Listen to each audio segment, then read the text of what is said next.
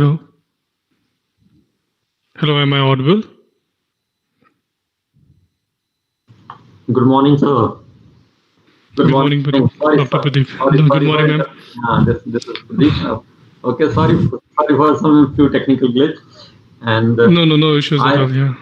I request Dr. Kamlesh Datta to introduce the speaker, and then we will start the session within few minutes. Sure. Okay, so good morning, one and all, and most welcome to our alumnus, Mr. Varun Rajput, with whom I think we had a very good association when he was here. He passed out in 2006, and perhaps he was one of the first student with whom we did some substantial NLP related work on anaphora resolution. So, and I think that association is still continuing with you, I think. Yes. So, very warm welcome. So I would like to introduce formally now Mr. Varun Rajput, who is founder of OGA Research LLP. He built his career by doing C++ programming on Linux to engineering trade platforms for institution and finally for himself. He founded his company in the year 2015 with the vision to build a scalable, profitable, high-frequency proprietary trading business, and has focused on core research and advanced skills to build one of the fastest trading platforms.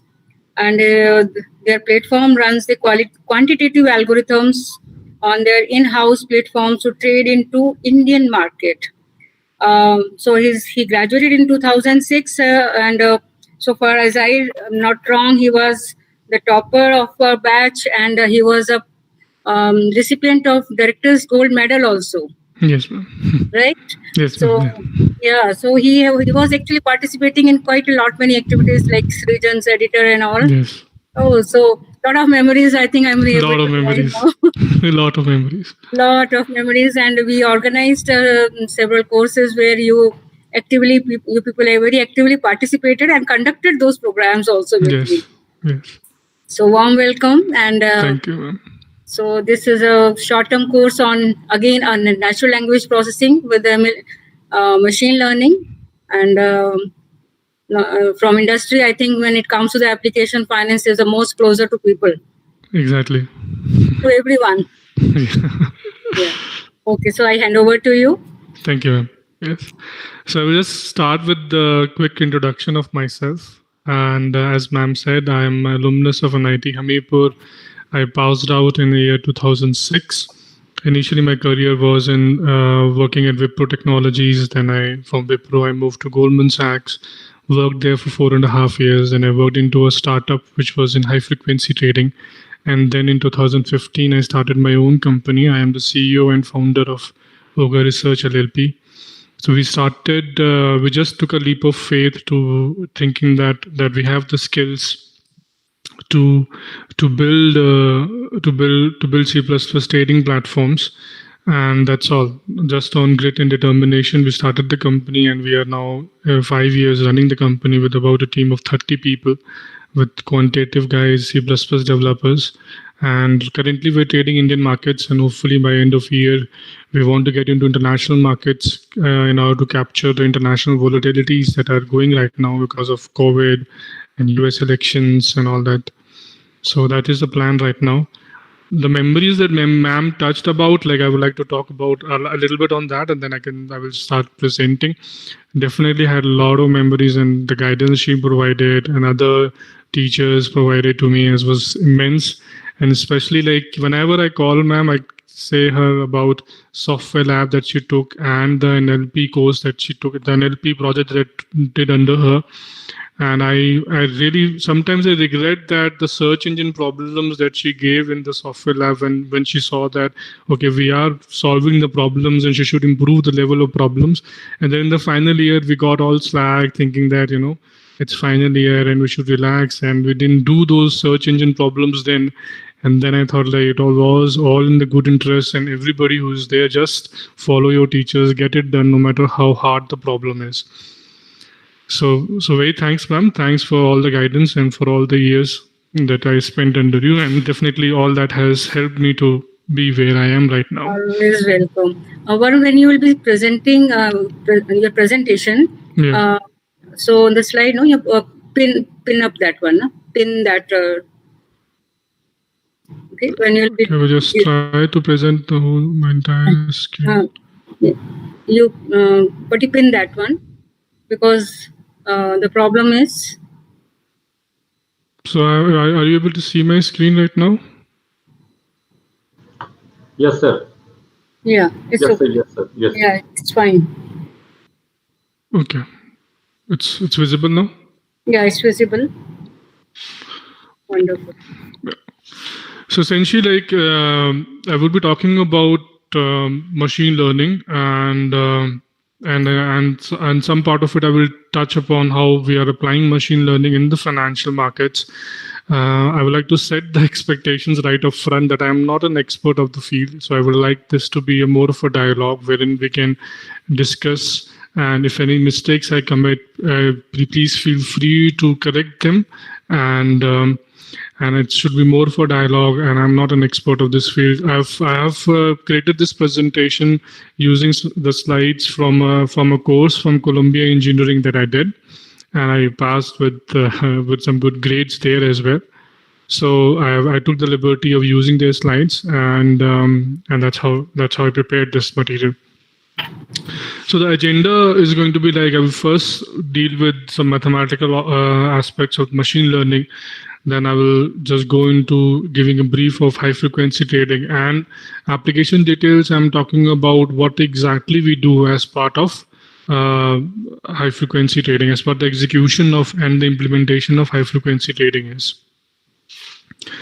So the first slide is about machine learning. So I was thinking like how to explain machine learning in a couple of lines. So I picked up all the experts in this field and what they feel about it. So in general, like machine learning is just a systematic way of improving your algorithm such that the computer or the algorithm can predict better with any new inputs that come in. That's the whole purpose of machine learning, and that's why it is called learning, because you can iteratively improve your algorithms. And that's what I will demonstrate in next slides. So essentially, the Carnegie Mellon is the most apt definition here is that the field of machine learning seeks to answer the question, how can we build computer systems that automatically improve with experience, and what are the fundamental laws that govern all learning processes? So that's what machine learning is about. That the primary aspect of machine learning is to iteratively improve your algorithms and keep training them with any new data that you get, so that the next prediction that you do on any new data set is more approximate than earlier. And also, please feel free to ask questions, stop me anywhere. As I said, I'm not an expert of this field. I'm just kind of got an opportunity to get in touch with the college and also with ma'am. So I just picked it up. So please feel free to interrupt, to question. And if I make a mistake, so please correct my mistakes. I want to learn. And that's the whole idea here. So talking about learning is like there are two types of learning that we generally talk about. One is the supervised learning and other is the unsupervised learning. My domain has been completely on supervised learning. So I'm just focusing on that, but I will explain both the types of learning. So let's take up something that I have not shown here is the unsupervised learning. So in unsupervised learning, essentially our target is not to predict anything, but to find out the structure of the data. And that example I can give is like, let's say, for example, you have newspaper content. And then finally, you want to go through all that content and come up with a structure that all of those documents belong to what kind of a category. So you just want to pick a structure in the data. That is unsupervised learning. And in the supervised learning, essentially, like you should have some prediction. You're going to learn. You're going to make an algorithm which learns, and then finally you need to have a prediction on it. So there are two ways you can do supervised learning. One is regression, and another is classification. So the first diagram, which is figure A. So I'm showing like there's a input X on the X-axis. and an output t on the y-axis, and the circles, the blue circles, are the output for any given x. What is the value of t? So now regression aim is to figure out a function, which is the curved function in green, so that any new input x, we can approximate the value of t. And it is called regression because the output has to be real valued, should fall under the real numbers. Now the figure B is classification. So classification is that our aim is to predict in binary terms like 0 or 1, which is also, in other words, called we want to predict a class. It's a discrete label. So essentially, as the figure B shows, there are orange dots and there are blue dots. So there are blue region and there are orange region, essentially. So the idea of classification is to come up with the function so that we can partition the space, and whenever a new input comes in, we can give it a classifier, whether it belongs to the orange space or it belongs to the blue space. That is the idea of classification. So it's classification, the output is always going to be discrete. It's going to be a class. So moving on to the next slide. So now I'm going to, as I said, I want to focus on supervised learning, and through supervised learning, the important part or the whole process can be called as data modeling. And this is what the flowchart is going to look like. So the block 1 is the data. So you have a given data, so you source your data. Block 2 is you build model onto that data. So you kind of find out or basically approximate a model onto the data.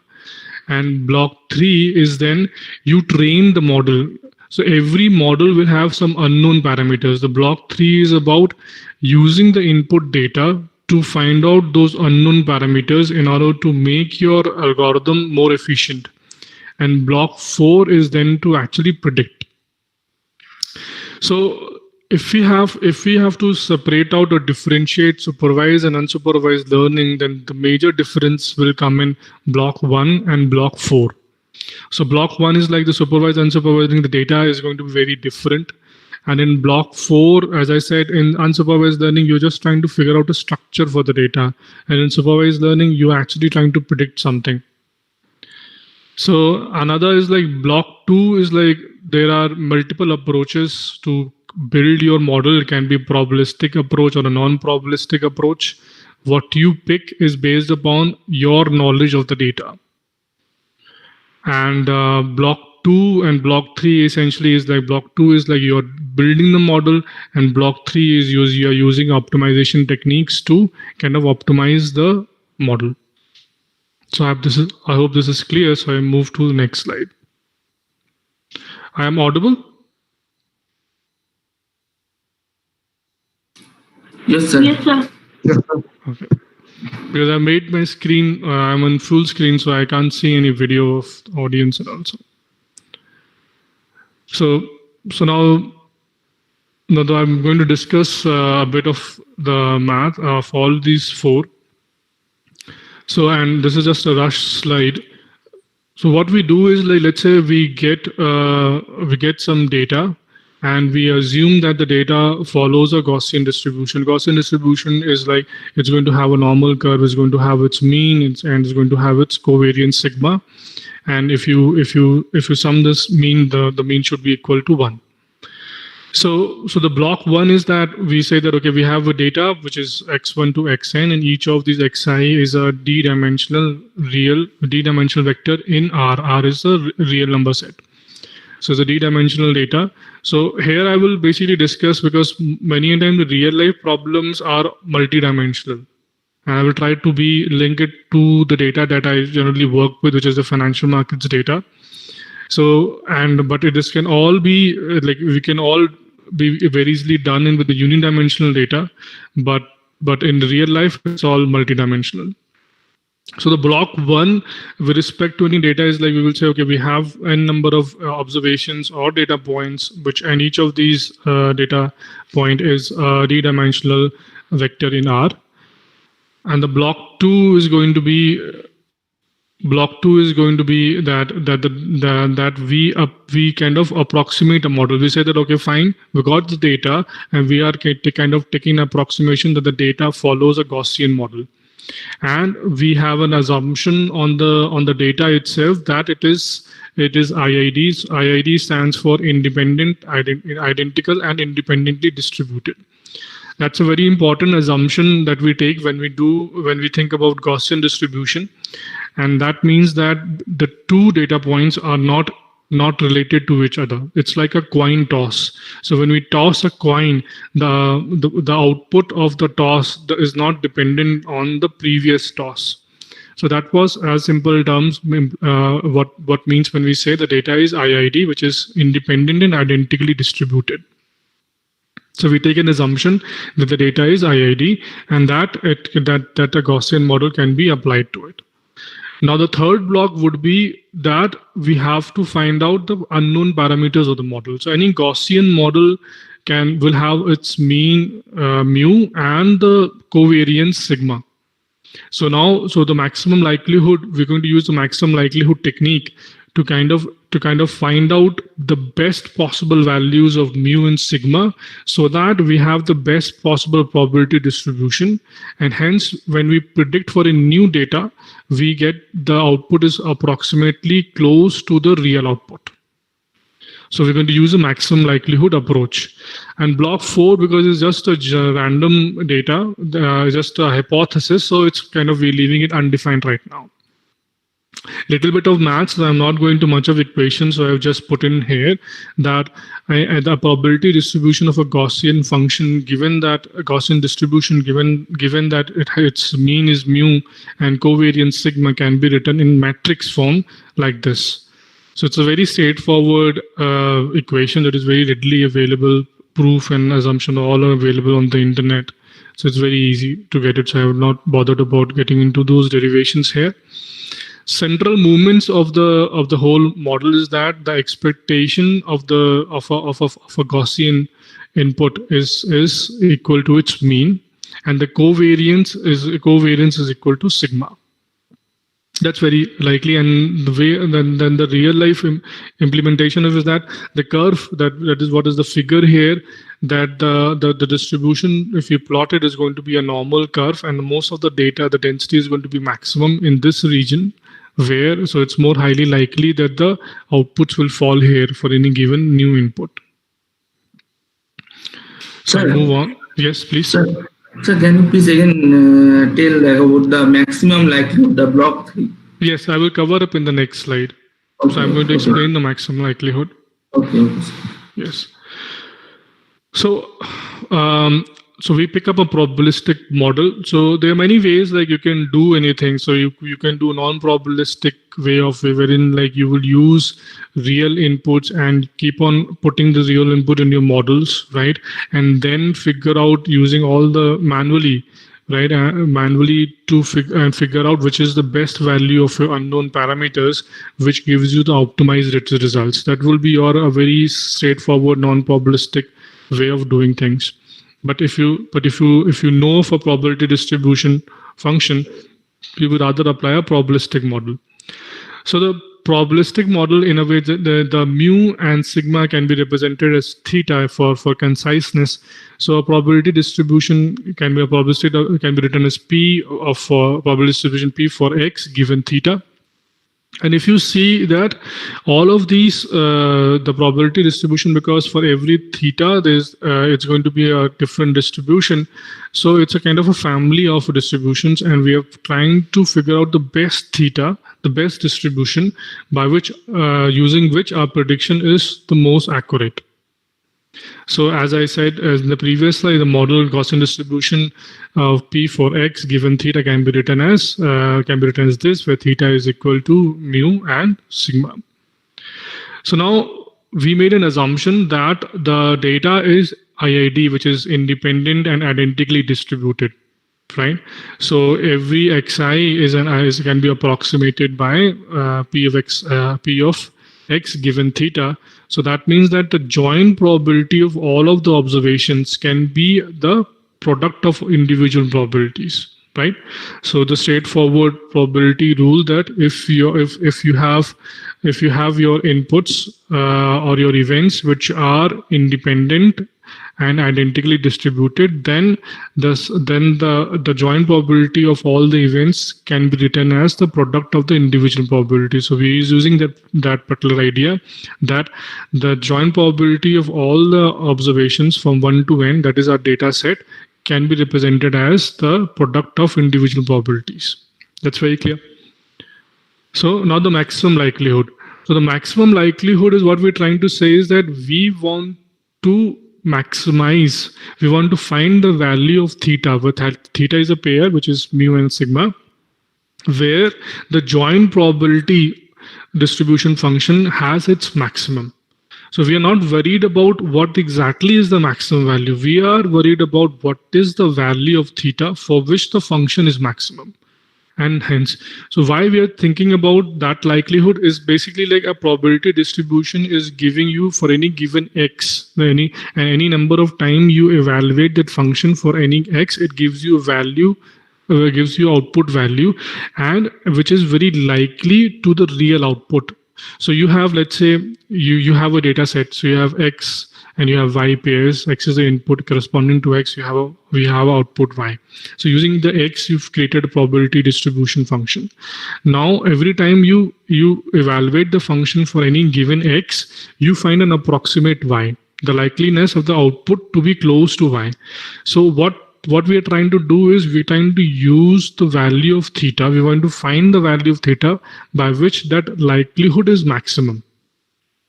So how do we do that? So we know that we want to maximize the likelihood, and it's a function that depends on theta, and we know that the joint probabilities can be written as product form.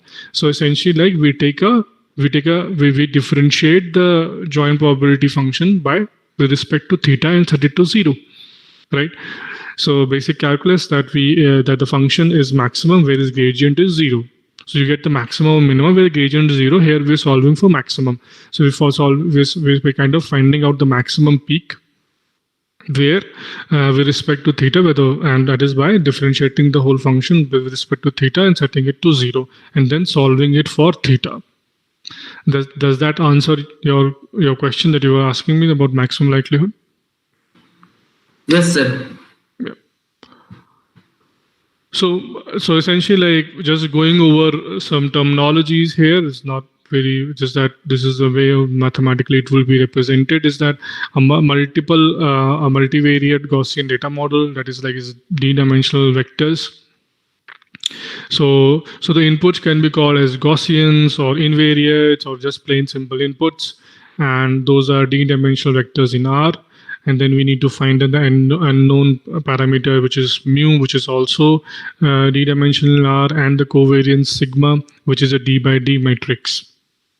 So generally, like what we do right now, and when we are applying any kind of data modeling and machine learning, the whole data set is generally a n cross n matrix for us, so d cross d-dimensional matrix for us. And now that there are so many libraries available, which I will talk at the end of the slide or the end of the presentation, there's so many functions. You just need to know your concepts clearly, and then everything is available as libraries in Python, in C++, in R.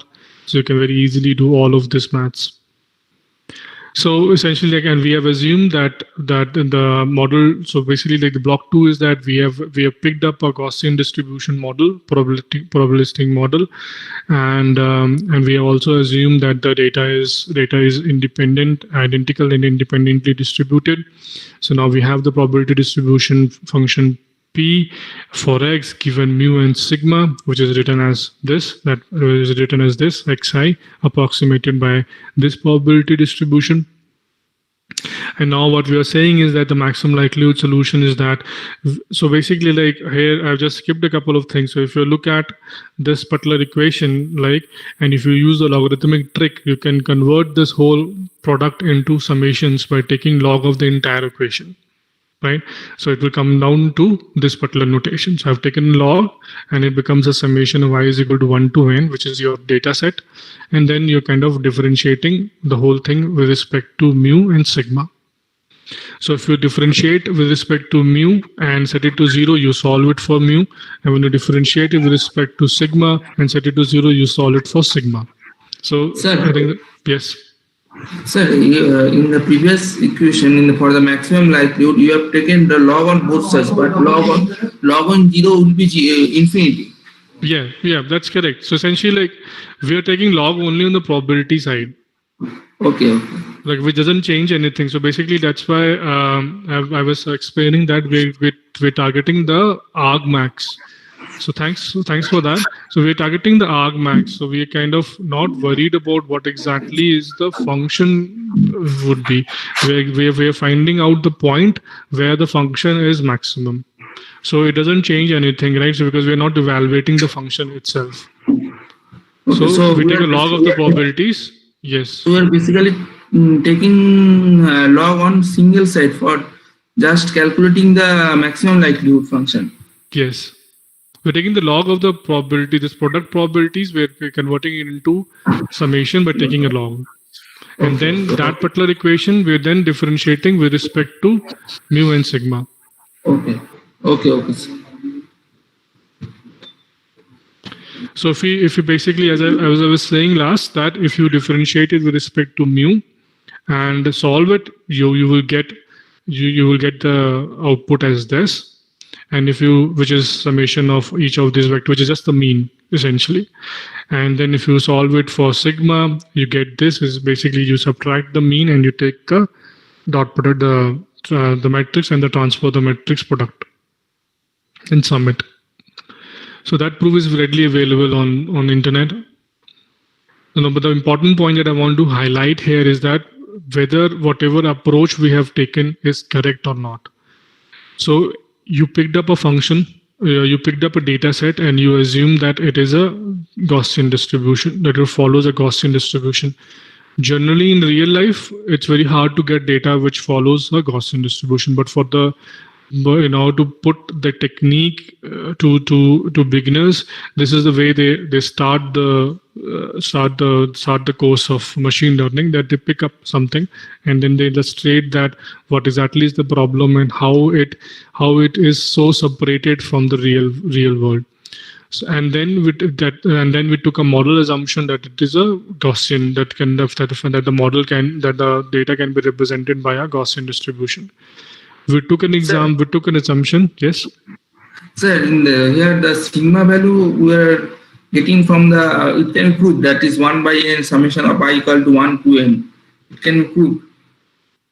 I can show you the slides. I can prove it, but I have to pick up some text for you to show you that. I don't have it readily as of now. Okay. Can I come back to you on that? Like, and send you in separately the details of the summation. Because writing the maths right now on the computer itself is a little bit very tedious. So I can send you all the details. Okay. So then we took the assumption that the data is IID, that is independent and identical, independently distributed. And generally in real life, that is also a false assumption, or rather it's proven false because many times data sets are related. Like for example, in finance, if you say that if certain event happens which leads to the another event, so the events are generally related with each other. And the third is that we assume that the maximum likelihood does the right thing. So if you have observed that maximum likelihood is very constrained to the data set that we have used. So we have x1 to xn. So we said, okay, this is the probability function for it. And then we said that, okay, this is the sigma mu and this is the covariance sigma and the mean mu. And we're going to solve for that. So essentially it's very data fitted. Right, so maximum likelihood is very data fitted because given the data, you kind of improving the likelihood of it. And if you get anything outside of the data point, then it would predict a very wrong result. Right, so because you were very constrained by the data that you have picked up. So that's why maximum likelihood is not the best thing to do. So moving on, linear regression. So now having all of these problems with any kind of with just picking up Gaussian and applying maximum likelihood, we came up with the technique of linear regression. So I will just start with some real data that I was also I worked upon, or rather I was taught using this data. So on the x-axis, there is essentially naturally occurring spring or a geyser, and the x-axis is the eruption time of that spring, and the y-axis is the weight between two eruptions. So we collected this data and we made a plot of it. So now our problem is that we want to predict when the next eruption will happen, given that we know what was the duration of the last eruption, right? So that is what we want to do. This is our data set and we want to create a model on it. So as simple as that, we kind of basically think of a linear relationship that fine, we think of a linear relationship between, and we create a line, we draw a line on our data set, and we say that fine, the wait time can be approximated by W0, intercept W0, and last duration times the wait one. Right, so straight away think of a linear thing. So we're coming up with a model essentially, and we straight away think of that. Okay, fine, we're going to take a linear equation where W0 is the intercept plus the last duration times the W1. So W0, W1 are the unknown parameters that we need to learn. And as said, this is an example of linear regression. The important point is that this particular equation here, it is linear with respect to the coefficient. This particular function, which is also called your input function or the objective function, etc., this could be any polynomial. We're not worried about that. We are worried about that the whole equation should be linear in the coefficients, and we are solving for these coefficients. So W1 is the slope, we know, and W0 is the intercept, which is or the initial bias. Right. So this is how any linear regression will approach the problem. Is like it will take the set of inputs and will say W0 plus X1 and W1 plus X2, W2 plus X3, W3, depending upon how much different input functions that you come up with, and then you solve for your coefficients. So in a two-dimensional space, that's what I was talking about. In a two-dimensional, this was a single-dimensional space that was one input, and a multi-dimensional space will have multiple inputs. And so the equation will turn out to be W0 plus input 1, W1, plus input 2 times W2.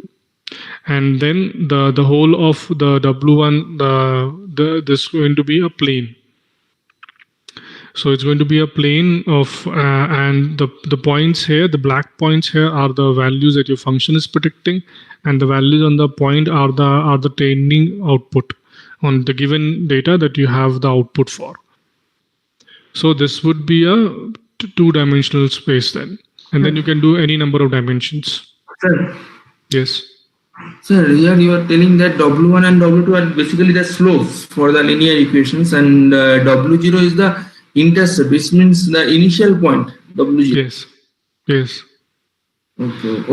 So essentially, like you need to start with certain bias, right? Okay. You have to represent in a certain way in your model the bias. So every model will have a bias, and then you have to quantify and solve for the bias. So that's why we start with an intercept. So how it is like traditionally done. It's like a rule that that's how they do it, that they will think that, okay, there would be a bias. And then they solve for that bias. Yes. Okay, so how we can solve these equations? Yes, that I will come. Okay. So input 1, input 2, as I said, input 1, input 2 can be any type of function. It can be polynomial, exponential, logarithmic. We don't care about that. We basically are thinking about W0, W1, W2, and the equation should be linear in the coefficients, and then we solve for these coefficients. So basically now representing, just putting some words to whatever we discussed so far, that the data is a d-dimensional vector in R. So and there are multiple terminologies that being used as measurements or observations, covariates, features, independent variable. Generally in our day-to-day conversation, we call them as independents. Y is a response which is in R, and it is a dependent. Now the goal of the linear regression, is to find out a function that maps a d-dimensional vector in R to a single dimensional vector in R, and such that and given the unknown parameters or the free parameters W.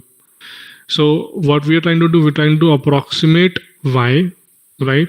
And the function should the output of the function f on x given W should be approximately close to the real output Y. That is our objective.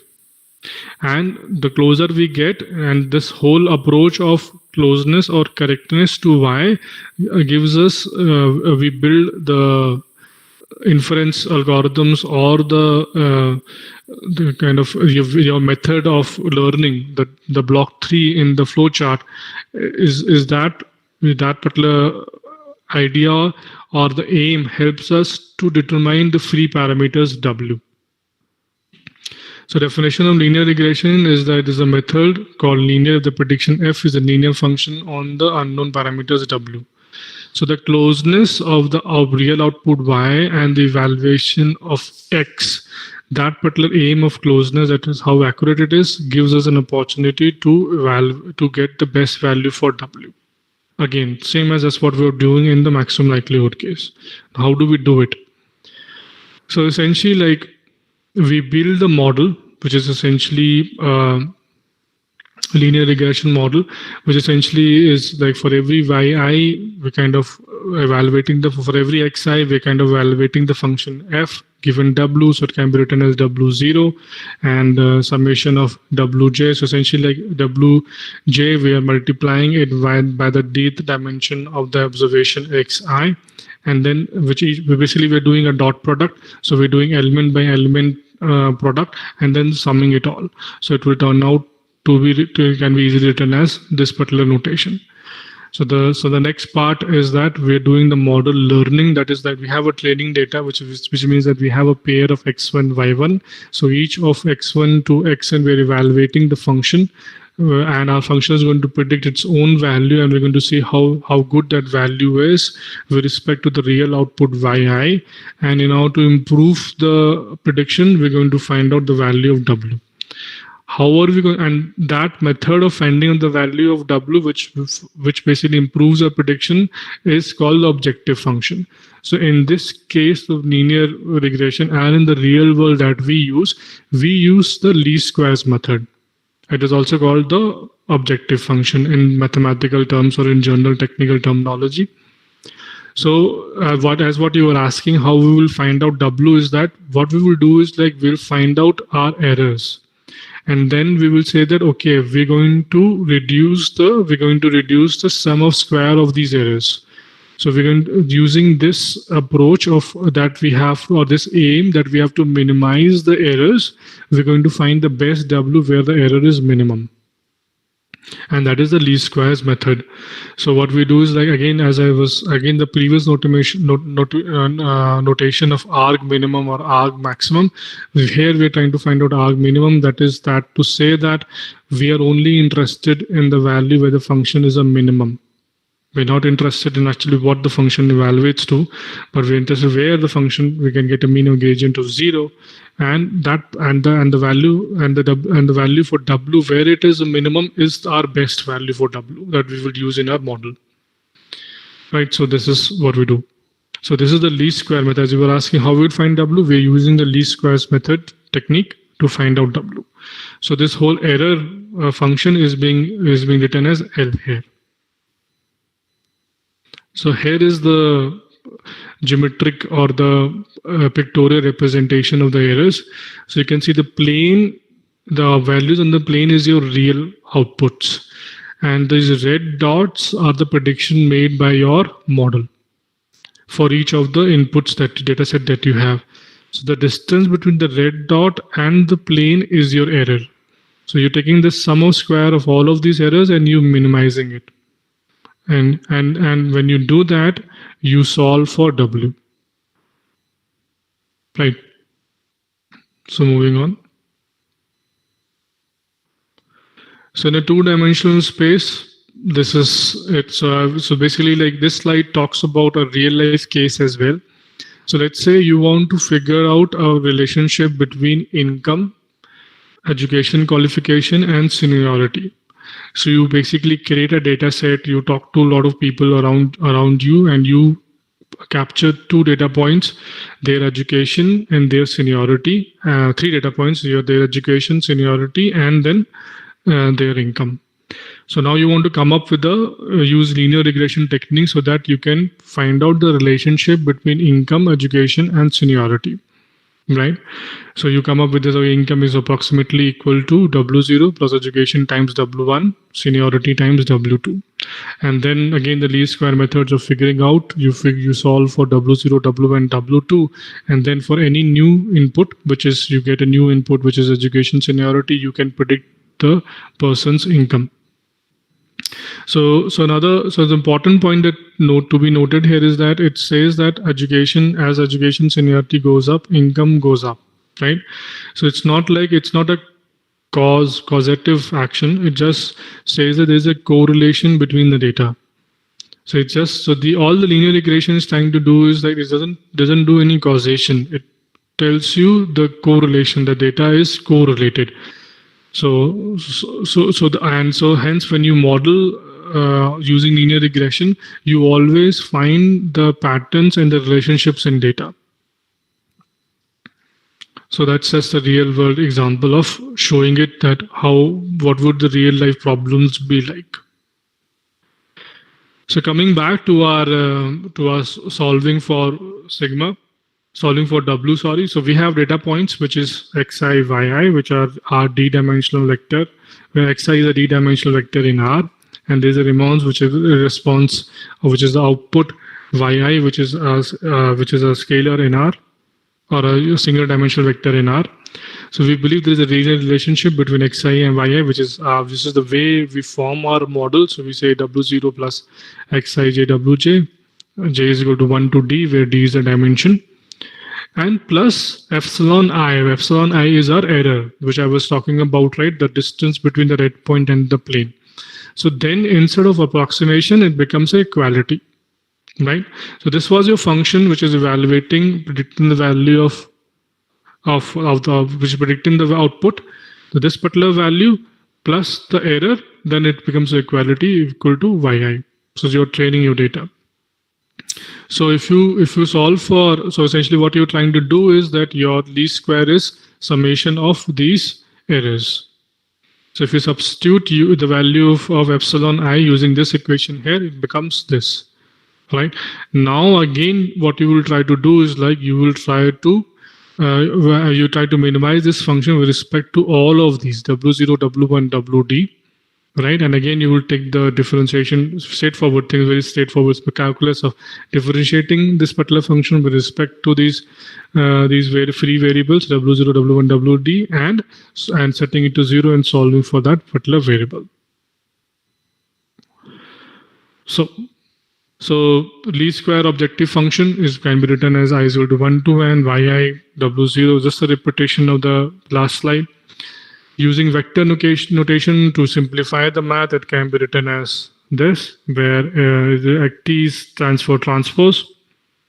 So taking a dot product between the input vector and the W vector. Yes, please. So for minimizing data, we are not taking the derivative, that is the dy term for. Yeah, we are taking derivative here. I just gave a notation, essentially moving from vector notation to a matrix notation, and then here we're saying that okay, fine, we're going to differentiate with respect to W and set it to 0, and then solve for W.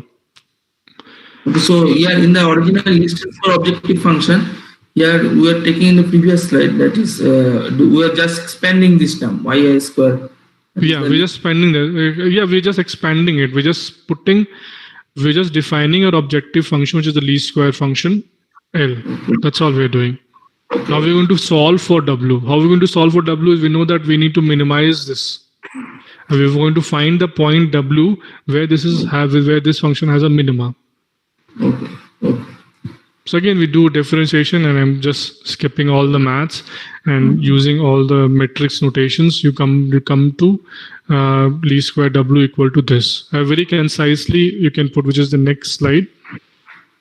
Is like if you solve for W in the matrix format, your WS will be in the matrix format will be this X transpose X inverse X transpose time Y. Y is your output that you have, the XY pair, Y is the output vector, and X is your D-dimensional vector or D cross N matrix, where N is the number of observations. So essentially, like this all solves to this. The idea was my purpose here, what I'm trying to illustrate is not the maths, but actually to say that in a linear regression, how you approach your data, how you model your data, and what are the techniques which in real life we use every day. So in the real life, there's so much to learn in this subject. There's so many techniques in this subject, but what we use in our in the daily trading is just simple least squares method and evaluates to this. And is all written in this proof and all is important for initial understanding. But once you are very comfortable with them, it just becomes a simple function which you evaluate, set in your input, get the data, and start using it. So I move on. So essentially, like this is a whole about linear regression. So I will just stop a bit if you have any more questions about it. I have skipped a lot of derivation, and I thought like the reason to do that was just to illustrate the idea of what linear regression is, and not to bore you guys with the mathematics of it. Sir, So, yes. Here, if you take the gradient, so you are basically taking the gradient, and after several calculations, we arrive at this point. Yes. What is the WLS here? WLS is your least square. LS stands for least square. Just that this is the least value. We're solving for W, right? The value that you get would be this. Okay. Sir.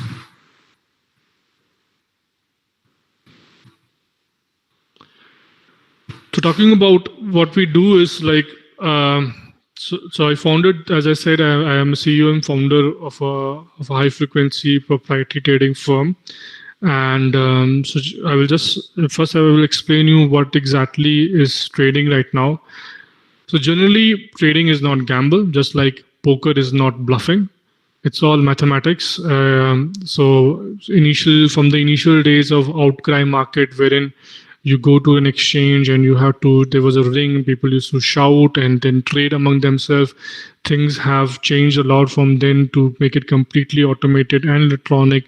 So now you have data, and then people with PhDs and physicists and who are actually doing research on black holes and all that stuff. They started coming into financial markets. We started building these mathematical models to make predictions, and that's how this particular domain kept on growing, and it becomes more and more computer science. It's more and more mathematics and computer science.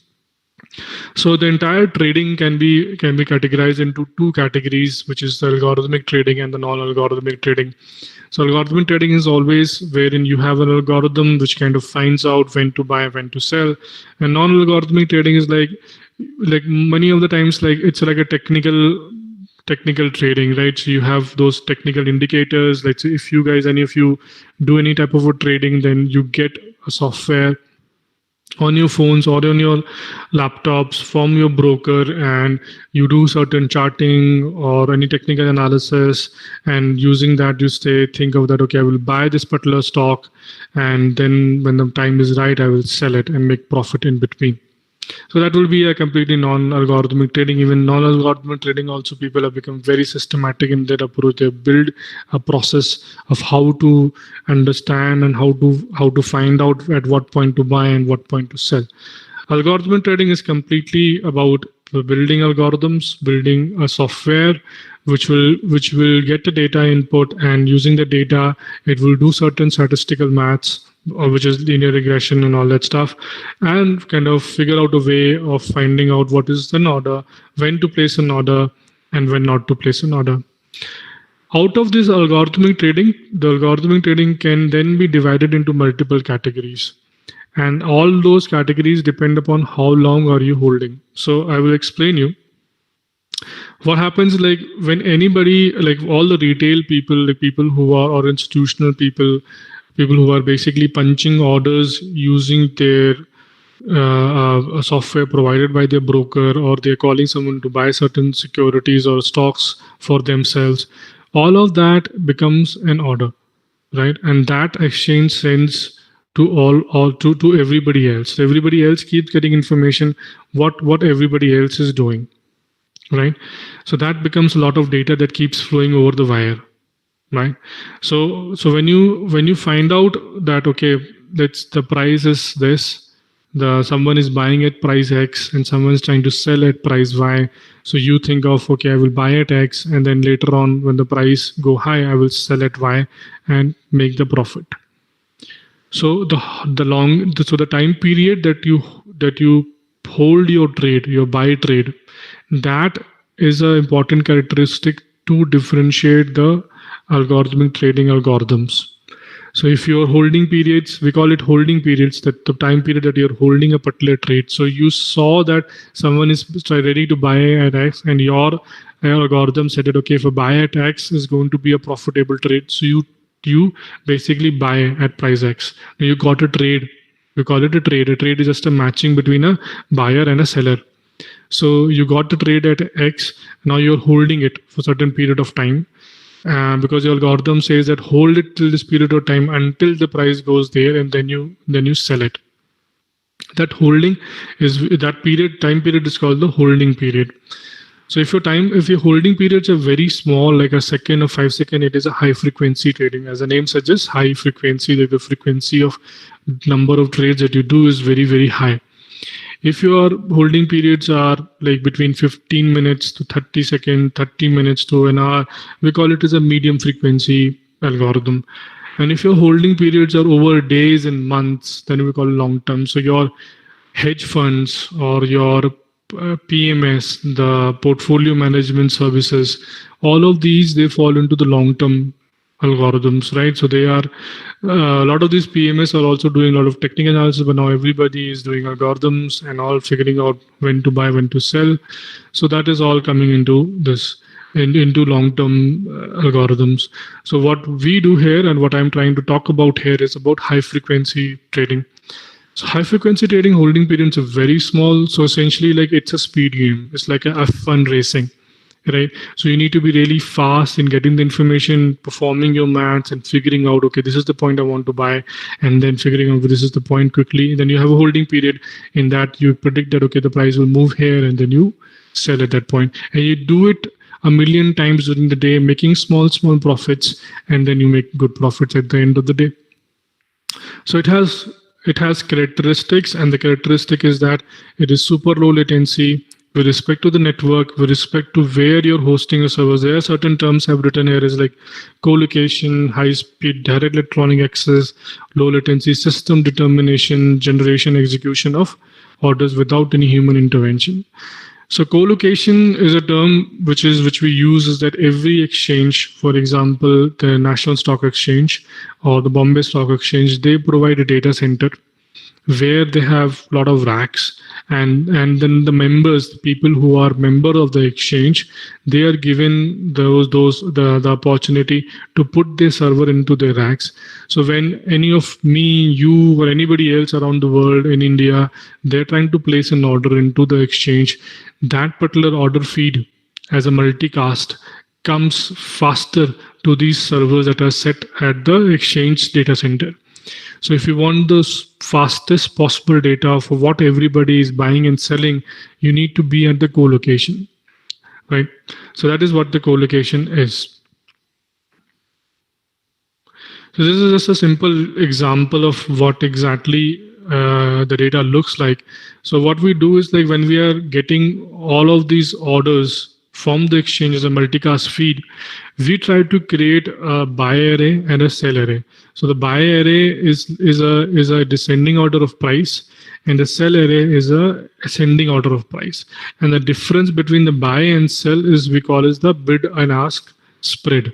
That is your spread. So especially this particular slide, this particular figure here means that the topmost buyer is ready to buy is at 69,300. And the topmost seller is ready to sell at 69,500. Because the buy price is less than the sell price, there is no trade, or we call it, there is no matching, right? The buyer has to be greater than equal to the seller, seller's price, then only there would be a trade. There will be a matching. Otherwise, there's no matching. So right now, there's no trade. So everybody is just sitting and they have their own predictions and they are placing their bets. So this is all the orders in the market, and it's infinite orders. So NSC in this matter, it gives you all the orders. So your array, which I'm showing, is like 5, we call it price levels. It's an infinite price levels. So we use maps and unordered maps to kind of implement infinity number of prices. So when a trade will happen is like when someone will move from, when a buyer comes in, he says that, okay, I'm ready to buy at 69500 or at 69700. So there is a match. Or a seller that comes in who says that I'm ready to sell at 69300 or 69200. So there is a sell. Now, where is linear regression coming into picture here? So the most classical way the linear regression comes into picture is that we are all trying to predict the mid price. So what they do is that we take the topmost buy price, we take the topmost sell price, and we sum it and divide by 2. So it will give us a mid price. So now we say that the mid price is a function of, is basically related with lot of data, like what is the top sell price, what is the top buy price, what are the number of, how many number of orders are sitting on all those prices, what is the last movement for a period of time. So all of those will be your input functions. So in the equation that we had, W0 input 1 W1 plus input 2 W2, these are your input functions, right, that you will come up with. And coming up and figuring out those functions is an art. So is an art in the sense that you should really know the domain. You should know your data domain very well, so in order to come up those functions very well, and then you apply your linear regression to predict the mid price. So let's say I was able to do that well, and I was predicting the mid price, and current mid price is somewhere around 6950, 6980 divided by 2, and I said that the mid price is going to go up. Right, so I know that it's going to go up, so I will have a bet on buying it, because I assume I am basically predicting that the market is going to go up. So right now is the best time to buy at a cheaper price, and the market, when it goes up, I sell at a higher price, and the difference will be my profit that I make. Sure. Yes. So you are calculating the mid price by the highest of the buyer's price and the lowest of the seller price, that is 69500 plus 69300 divided by 2. Exactly. So 6950 is not the lowest sell price, it's the best sell price. We generally use the term best. So who is the best seller? Who is selling at the lowest price? And who is the best buyer? Who is buying at the highest price? That's why the buy array, if you call it as an array, is descending order, and the sell array is in ascending order. Okay. So here the best buying price is the 69500 and the best selling price is the 69300. Yeah, in a way you can say that. In order to make the trade. Right now in the market, what exchange has sent you through multicast feed, you get to know that the best buyer, the interested party, is at 6930 and the best seller is 6950, and because they don't match, there is no trade. They're just sitting. So basically, like, let's take a real world example. Like you and me want to trade State Bank of India stock, right? So you are saying that given your predictions and whatever linear regression you have applied, you want to say that, okay, I'm ready to sell at 69500. So you come here, you're sitting, your order is this way, and I come in and say, no, market is going to go up and all that stuff. So I say that I'm going to buy at 69300 because I see that it's going to go up. So this would be the best price that I can buy. And then sell at a higher price. So essentially, like generally the high frequency trading, one of the methods of what is written in this slide is market making, is about, there are a lot of different ways of doing high frequency. Like you can come up with different ways of doing it, which is essentially more like calling execution.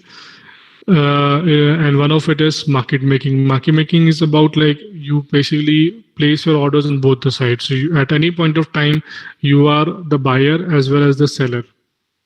So you always have a view that, okay, on the buying side as well as the selling side. So that is what is market making.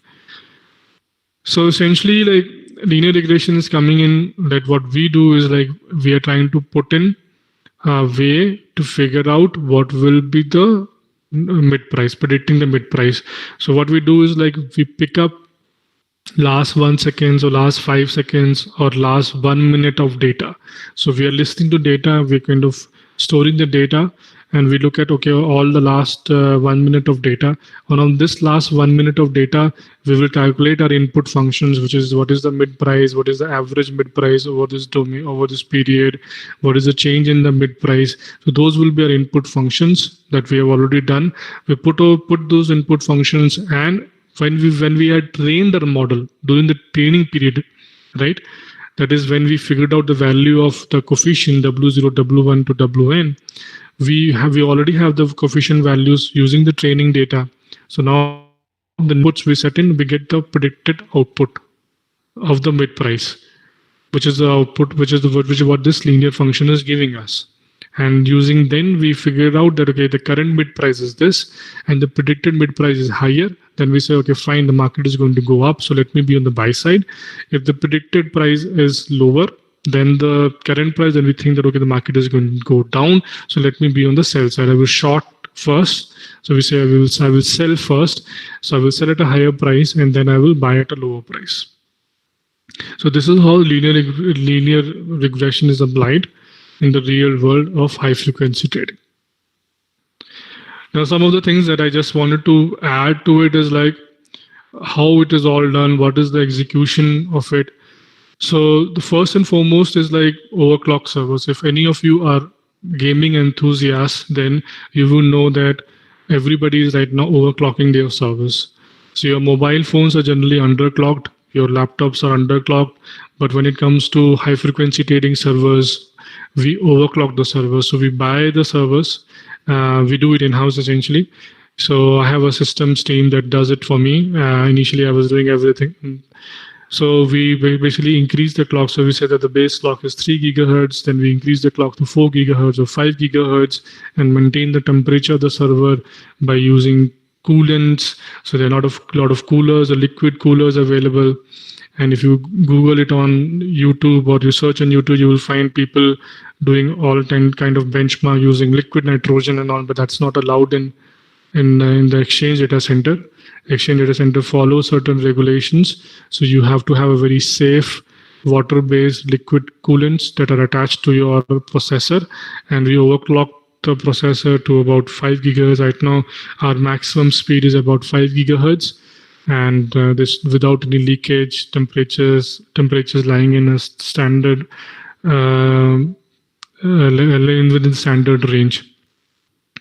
Then we have low latency switches. So low latency switches are the earlier, if you remember the OSI stack, the switching is essentially a layer 3 function. But now the latest technology is that switching, there's no switching now. Everything is done at layer 1. So basically just a mux. So every last mile nanoseconds we're trying to save. So the fight is no longer in seconds or microseconds. The fight is now in nanoseconds, and hopefully as technology advances, it will go further granular. So the fight is right now in nanoseconds. So we, from the layer 3 switches, we move to layer 1 switches, and we gain about 200 to 300 nanoseconds. So that is why I want to highlight the new technology trends right now. Then low latency lease lines, essentially this means that if you are running a particular algorithm which requires external data, let's say if you're trading MCX is the Indian commodity exchange. So all the commodities like your pulses, wheat, crude oil, everything gets traded there. So the crude oil that trades in MCX, in Indian commodity exchange, has a straightaway correlation with the crude oil trading in Chicago Mercantile Exchange. So what people do is that they put a line from Chicago to Mumbai, and and now the fight is on getting the fastest line, so that the faster you can say that. So a move in Chicago always implies there's going to be move in MCX, in the Indian Commodity Exchange. So if you can see the move in Chicago earlier, then using that information you can place your better orders in MCX. So now people have done a lot of things in that, like for example, people have done radio waves and microwaves. So we have so when we were trading MCX and we stopped because of cost reasons, there's a microwave from Chicago to New Jersey, and from New Jersey there's an intercontinental under the ocean fiber optic that comes to Mumbai, and from Mumbai then again there's a fiber optic that comes to Exchange Data Center. And we should be proud to know that Tata Telecommunication owns the majority number of under the ocean fiber optic lines. But other vendors are there who use on top of that. Tata doesn't expose themselves directly. So that's what people do, and it's a price war. So essentially, like we were trading, there was a certain price, and then Tower Research, one of the leading high-frequency trading firm, they came in and they made a deal which was exclusive to them, and they increased price by 10, 20 times. And it was unfeasible for us to trade, so we stopped trading that for now. So now math libraries are, a lot of math libraries like sklearn, which is in Python, quantlib in C++. So a lot of these libraries, so that's why I was saying that which is very good, and I will send back the detailed derivation of these equations. But once you have learned it, you have to be very comfortable with these libraries like sklearn and quantlib, depending upon which language you choose. Then MapReduce. So what happens, like, this is a very important part, and this is the core engineering that comes into the picture, wherein like how can you MapReduce and the last point of fast processing and storage, they are kind of ideally related. So we had a problem of like, we are getting this multicast data feed from the exchange, we're storing it. Now, how do we use that data to train our linear regression models, right? Because a huge amount of data, and reading it like record by record will be like too cumbersome. It's going to take too long a time. So because you got the data today, so exchange ends at 3:30 p.m. in the afternoon, and you need to be prepared for tomorrow using the data that you received today. So you have to train your algorithms, train your models, and pick up the right model, and then that is basically pick up the right value of your coefficients and then trade tomorrow. So how do you do that in that 6, 7, 8 hours that you get in between the stop of the trading and start of the trading the next day? So then we kind of, in my firm, we indigenously came up with an indexing approach by which we index the entire data. So we get the raw data from the exchange, we pre-process it, and pre-processing means that it's just we create a lot of indexes. We create two types of indexes, one in the time axis and one on the instrument name axis. And then whenever the quant is reading the data to kind of use the data to train his algorithms, it's a fast index access. So that's why the advanced database course that TP Sharma sir used to take us for is very important. You need to be very strong in database if you want to do anything in this field of trading or algorithmic trading, and also distributed operating systems. Yes, sir. Sir, you were telling that for the fast processing, the example that you 3:30 p.m. Can you please explain this, the MapReduce and the fast processing and storage? Yes. So essentially, like MapReduce is about like you can basically split the file into smaller chunks, and then process all of these smaller chunks data independently, and the output of all of these smaller chunks that you get, you can then combine it to create the entire output and then give it to and present it, right? That is MapReduce, right? Okay. So what I'm trying to say is that, let's say I got a relationship. Yes. Fast processing and storage. Fast processing means how fast can you read your data? So you essentially speed of access. Okay. And size of storage are inversely proportional, right? So if you have to have your speed, you need to create more and more indexes. The more and more indexes you create, your data size keeps on increasing, right? For every index. Those are inversely proportional. So you need to have a balance between the kind of indexes you want to create, and so that you have an optimal speed with the optimal size. Because right now we are kind of managing like 50 terabytes of data. So 50 terabytes of data, and we our accounts want more and more data. Then we say that no. We can give you only last 3 years of data, initially available, last 1 year directly available, and then remaining 2 years as on demand. We will add you that, and we maintain 50 terabytes, which is 3 years of data. And right now, as the volumes are increasing, every day data size is about 50 GB. So 50 GB you're collecting every day.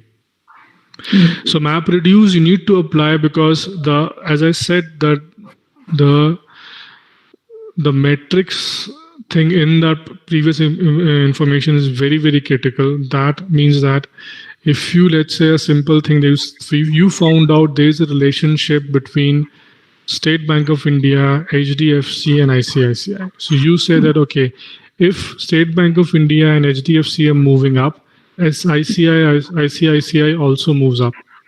So you have ICICI as on the Y and HDFC and SBIN as on the as your inputs. Now you want to model it, right? So you're going to run your matrix multiplication once for State Bank of India, then you're going to run for ICICI.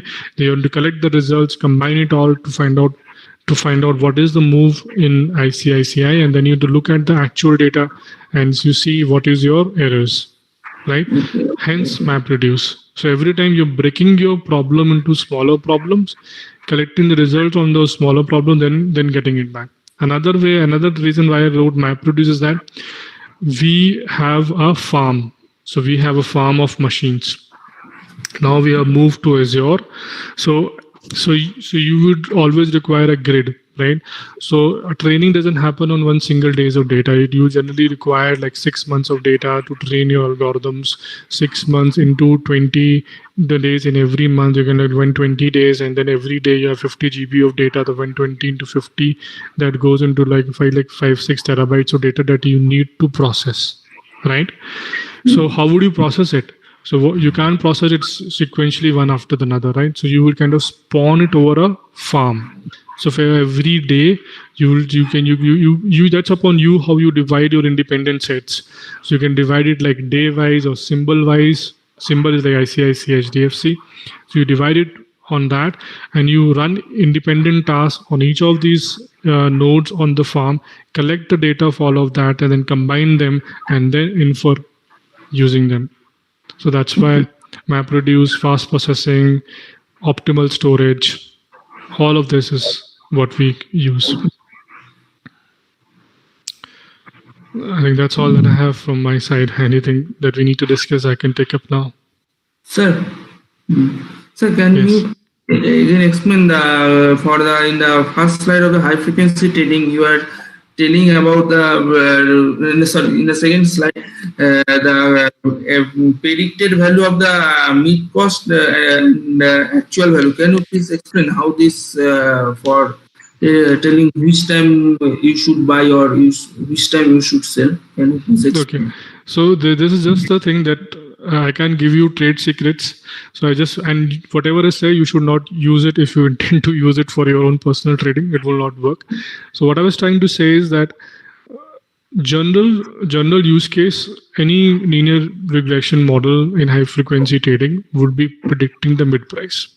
Okay. So essentially, like by using the mid price, what I'm trying to do is like I'm trying to see like if my price is going up or my price is going down. Right. So if it's an upward trend, if I find out now that the price is going to go up, so it's an upward trend. So it's the best time to buy right now, right? Because you want to buy at a lower price and sell at a higher price. If it is a downward trend, then that is the best time to sell right now. So in high frequency trading in Indian markets, exchange allows you to start. You can start it by shorting, by selling the stock or the derivative. So essentially, like high frequency trading, we don't care about whether it is a derivative. So if you know about options, futures, we don't care about it. For us, everything is a number. It's just a tradable. So just the information that it doesn't matter. Whatever I'm saying is applies to any asset class. So what we try to do is like we know the current bid price, which is the data, which is the sum of 69300 and 69500 divided by 2. Now using our models, right? You have a model, right? You have your coefficients and all that stuff, right? So now your input functions, the input 1, input 2 in the linear equation. So you will take, in high frequency, generally we take last 1 second of data. So you're collecting fast last 1 second of data and you're calculating your input functions onto it and you put into your linear equation. You already know the value of your coefficients. You will get Y, which is the predicted bid price. Okay. Right? Okay. Now that predicted bid price is what you're going to use. You're going to compare it with the current bid price that you have and make inferences from it. That is your execution. So you will say, okay, my bid price is greater than the current bid price. That means the market is going to go up, right? Someone is going to move the market up. Okay. My bid price is lower than the current bid price, then the market is going to go down, Okay. right? So someone is going to sell a lot. Okay. So that's what I was saying. And sir, you are telling for the long-term frequency trading is basically used for the portfolio management system, the long-term. Yes. And the middle-term management, middle frequency trading. So essentially, like, it can be the types of trading based on your holding periods are divided into categories: high frequency, mid frequency, and long term. So I was saying that you can use for anything. It's not about like it's not about like this is what you have to do. It's about like what you have come up with. And generally when you're talking to someone in the domain of trading, they will ask you like what is your holding period, and then they throw the terms like high frequency, mid frequency, long term. So what exactly those terms mean? It's just about like how long are you holding your trade. Okay. But you can trade anything. You can apply mid frequency or long term on anything depending upon what you intend to do. So you know that, okay, my algorithms work best if I am holding the particular security for this particular period of time, right? So you hold more. Generally, it is a function of your signal strength. So essentially, like which I have not covered here is like you got a predicted value, right? But you need to know that how strong is that prediction. So then we apply techniques to figure out what is the strength of this particular signal, right? If your signal strength is very strong, right, then you do high frequency. Right? Because you know it's going to move fast, so I will let them move in, move out, fast. If you know that your signal is weak, but if I hold for longer period of time, it becomes strong. So you hold for more. That's also a way people come up with their strategies. Okay. And sir, in the high frequency trading, you are telling that for the ARCs, that is, it is for the buying things, that is list. So the arrow indicates that it is going up, the 69500 to 69900 for the. No, it's not going up. No. These are just orders. So me and like the examine that whoever people are there on this call, they're just placing orders. So their orders are then stacked up in an order of price. So generally, like ask as the sell side is an ascending order, right? Why is it an ascending order? Because the best seller is the one who is taking the maximum risk, who is going to sell at the minimum price. So it's ascending in nature, and the best buyer is the one. With respect to is the one who is taking the maximum risk, is the one who is going to sell at a maximum price. So that's why it is the descending order on the buy side. Okay. And so that the down portion in the half, it is basically the selling portion, and that up portion is basically the buying portion. No. Up portion is the selling portion. It's a selling portion. Down portion is the buying portion. So otherwise, up portion was the buying portion. Then everybody. So you are buying at 69500, and someone is happily selling at 69300. Then you will have a trade. You will get the trade at 69300. So that's not the case. So up is selling. Down is buying. It is written. It is shown this way so that you can easily see the difference in the top prices. Okay. Best bid, the best sell, and the best sell price. So That's why it is written this way. So the best seller will take the opportunity of selling the things at a minimum price. That is here it is 6950, and the best buyer will buy the things at a minimum price. It is maximum price 6930. 6930. And with respect to these guys, with respect to the other guys.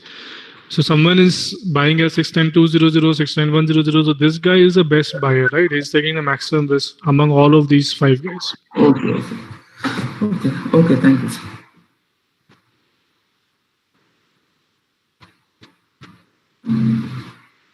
Sir, anything else? Yes.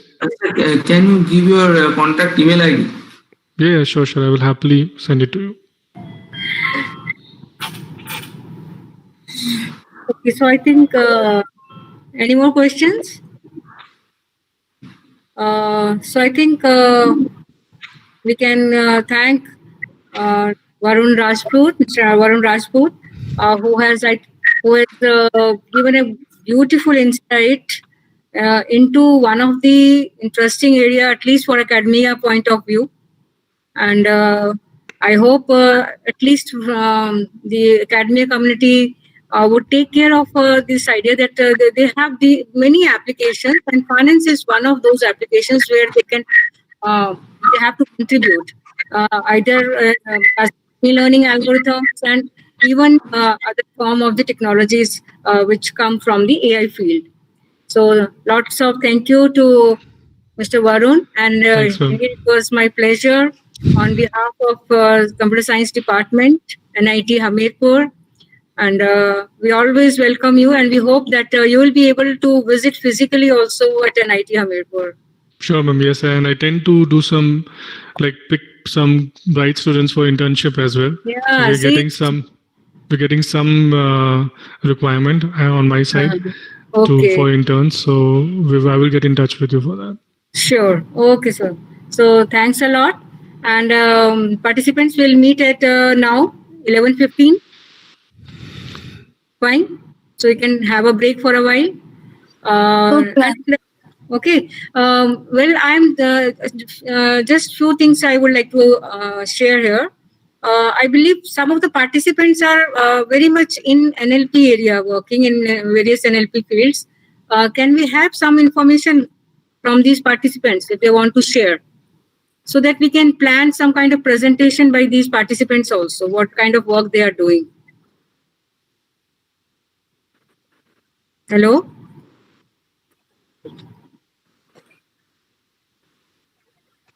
Hello? Are there some participants? Hello. Namrata? Yes, ma'am. Do we see some have the participants shared some information about their research work? Yes, ma'am. So I think they can be invited to share their work also on this platform with other participants. Maybe 10-15 minutes. Sure, ma'am. So you can work out. Okay, ma'am. Because I think there are. Sure. Because some people, I feel they are really working, doing good work for at least Indian languages or some text analytics kind of a things. Yes, ma'am. Yes, ma'am. So if okay, ma'am, I'll ask people. Yeah. So you ask, and we'll arrange one session, a small session, maybe after the last session today or tomorrow. Okay. So they can give a presentation. Okay, ma'am. Fine. So yeah, sure, ma'am. Okay, so we'll meet now at 11:15. Okay, so I think Dr. Vishwa. Let me see the chat. Okay, Dr. Vishwa Ranjan Das. I think you can tell us something which you'll be sharing. Mr. Vishwa Ranjan Das,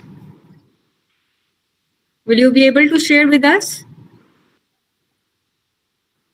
So, Dr. Vishwa Ranjan Das is doing machine translation from Bangla to Odia using machine learning algorithms.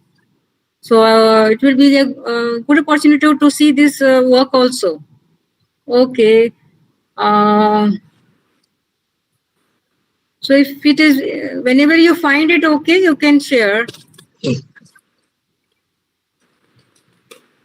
Okay, so you please convey, Dr. Vishwa Ranjan Das, you please share this information with Miss Namrata. So as and when it is okay, we'll try to arrange it. Okay? Ma'am. Okay. Okay then. Ma'am, can I ask you a question? Hanji beta. Ma'am, can you share the email ID of in the comment section of Borun Rajput sir? Can you share now? Yeah, I will do it right away. Okay. So my personal email ID is this, Okay. Okay. and my So he needs official email. right kind of people. So if you feel that you are the right person, you can appear for those sessions also. Thank you, ma'am. Okay. Thank you. So he has established, he is one of the well-established entrepreneur from NIT Hamirpur. You can understand that how rigorous our education systems are and how good our students are, how our alumni are working. Even we will be also having one talk on the, I think, Friday, I think we have talk. Okay. So he's also alumnus of NIT Hamirpur. So let's see how it goes. And you should be able to catch up with those ideas also that they are sharing, because they are working on a real works and real projects. So Mr. Varun, thank you. Thank you, ma'am. Thanks a lot. And thanks participants. We'll meet at 11:15 now. Okay. 11:15. Okay. Thank you. Thank you, ma'am. Yes, My ma'am. Thank pleasure. you. Varun. Thank you. Thank you, ma'am. Thank you, sir.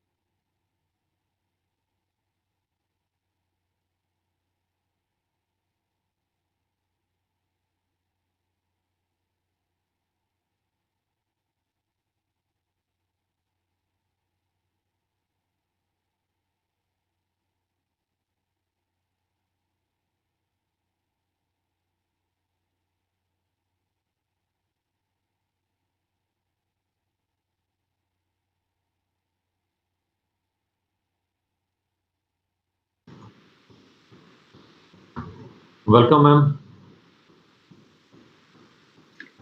Welcome. Thank you. Sorry for interruption due to some technological glitch, and we are not able to connect you. Sorry to all the participants. And today we are having Dr. Renu Dheer. I would like to share some information, rather introduce Dr. Renu Dheer. Dr. Renu Dheer is an associate professor at NIT Jalandhar. She did her PhD from Punjab University and MTech from Thapa University, Patiala, Punjab. She has guided 13 PhD research scholars, 5 have completed their degree, and 2 have submitted their thesis, 3 are in the process of completing. She has published more than 150 papers at national and international level. She has guided more than 60 MTech dissertations. Her area of research includes image processing, pattern recognition, information security, AI, soft computing, etc. Now, I would like to request Dr. Renu Dhirji, please start her expert talk, please. Okay. Welcome, Thank you, Pradeep. So I'll just share my PPTs.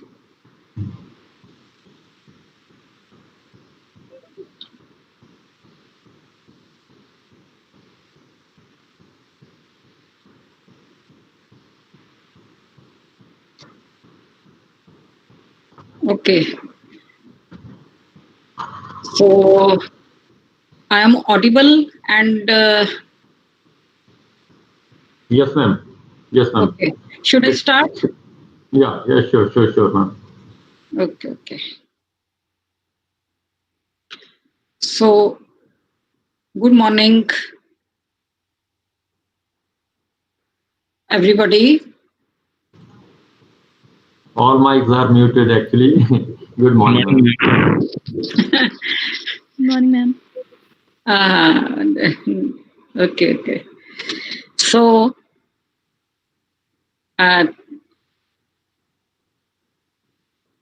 today the topic is role of machine learning and artificial intelligence in natural language processing. So we are all familiar about these terms. These are very hot fields nowadays. Natural language processing, artificial intelligence, and then machine learning. So everybody is interested in doing research work in these areas because whenever we were doing our PhD admission, so every candidate just fill the area of research as AI, natural language processing, machine learning. So these are three fields which are very popular these days. So first of all, what is machine intelligence? Machine intelligence, computer intelligence, artificial intelligence, they are the same meaning. And machine intelligence optimize a performance criteria using example data or past experience. It is outward characteristics of a system that qualify to be classified as being intelligent. So, for example, expertise, ability to satisfactorily deal with unexpected and unfamiliar situations. This is main points, that is unexpected and unfamiliar situations, and ability to reason, deduce, and infer from the incomplete information. As AI continues to progress rapidly in 2020, achieving mastery over machine learning is becoming increasingly important for all the players in this field. This is because both AI and ML complement each other. Some tasks cannot be defined well except by examples, that is, face recognition or recognizing the people. Relationships and correlations can be hidden within large amount of data. Machine learning, data mining, they may be able to find these relations. Human designers often produce machines that do not work well as desired in the environments in which they are used. Amount of knowledge available about certain tasks might be too large for explicit encoding by humans, as in the case of medical diagnostic. Environments change over time. New knowledge about task is constantly being discovered by human, so it may be difficult to continuously redesign the systems by hand. That is why the need of machine learning.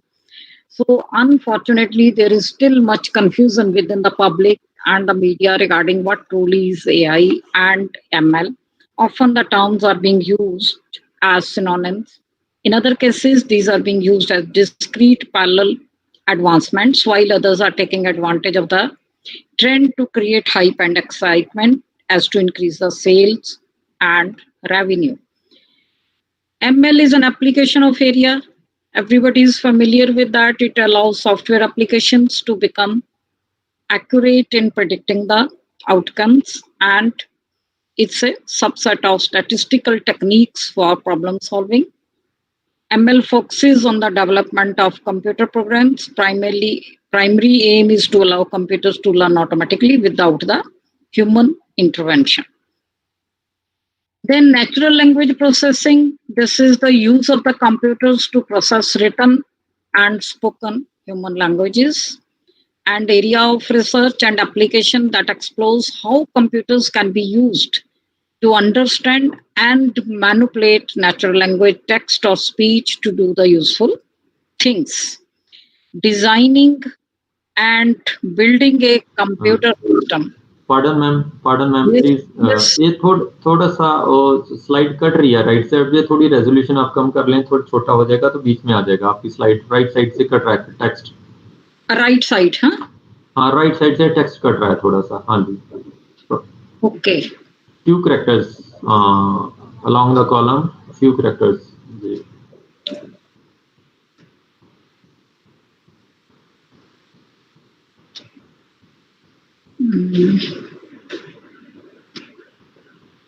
Okay, just please wait.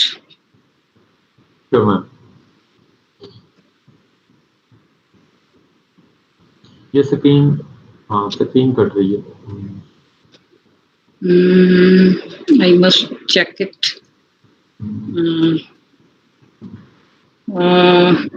Now, is there any problem or? Still the same problem is there, ma'am. Still same problem. Hardly one character is probably. I think one or two character from the right side. Right side. From the right side, one or two characters hardly. Okay, I'll just instead of a slideshow, if this is visible or it's okay. This is visible. I'll just present like this, huh? Yeah, it's okay. Yeah. So NLP, we are all familiar that designing and building a computer system that would analyze, understand, and generate the language that humans use naturally, so that eventually you could address your computers as though you are addressing the other person. Early days of NLP, it begins in 1950 as machine translation, and the early MT efforts were intended to aid in code breaking during World War II. Developers hoped MT would translate Russian into English, but results were unsuccessful and translations were not successful. These early stages of MT were necessarily stepping stone on the way to more sophisticated technologies. So some of the technologies developed in 1960, and then a user could ask the program to move or manipulate the blocks, and the computer would respond accordingly. Natural language processing refers to all the systems that work together to handle end-to-end interactions between the machine and humans. NLP lets people and machine talk to each other naturally, and it's a broad umbrella for any machine's ability to recognize what is said to it, understand its meaning, determine the proper action, and respond in language the user will understand. And common real-world examples of such tasks are online chatbot, text summarization, auto-generated keyboard, keyword tabs and sentiment analysis, etc. And the other NLU, that is an actual language understanding. On the other hand, this is a subset of an NLP, and it goes beyond just the basic sentence structure, but attempt to understand the intended meaning of language. Human speech is full of nuances, mispronunciations, colloquialisms. So the purpose of NLU is to tackle these complexities. It helps in easy communication of computers with human beings. Main obstacle between the human and the computer is one of the communication, written communication. So in the languages such as English, French, Urdu, Punjabi, Hindi, computers should be able to listen and speak in human languages. Machines can also help people communicate with each other. So browsing, navigating, filtering, processing the information on the web for turning the wealth of digital information into collective knowledge.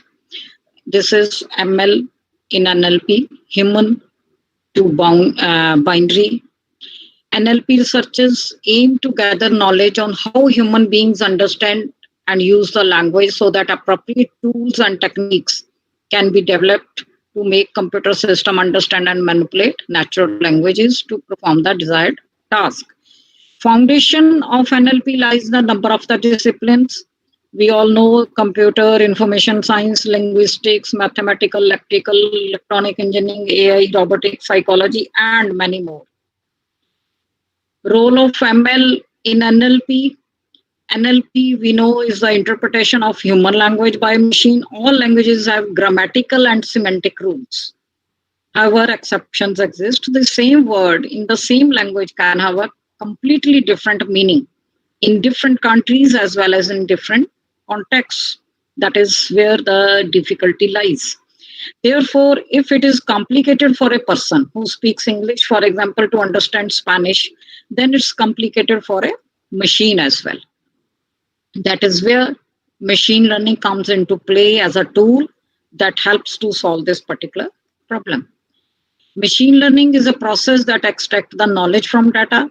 By relying on ML, it is possible to improve NLP's performance. NLP and ML, they are part of AI, and both subsets share techniques, algorithms, and knowledge. So machine learning by itself is a set of algorithms that is used to do better NLP, better vision, better robotics, etc. It is not an AI field in itself, but a way to solve the real AI problems. So as everybody is familiar that ML is used for self-driving cars, vision research from graphic, above fraud detection, price prediction, and even NLP. So NLP encompasses or affects many disciplines. In order to apply ML techniques to NLP problems, we need to usually convert the unstructured text into a structured format, that is a tabular format.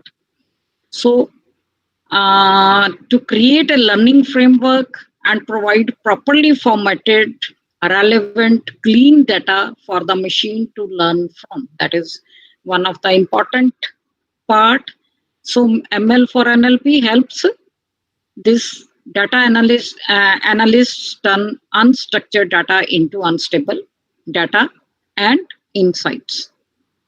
And then nowadays, we all are familiar about one more field, that is deep learning. How this is related with ML, AI, NLP, whether it will be of any help to us or not. Deep learning, which includes recurrent neural networks, convolution neural networks, and others type of a ML approach. This is an extension of neural network, which is a closest imitation of how the human brains work using neurons.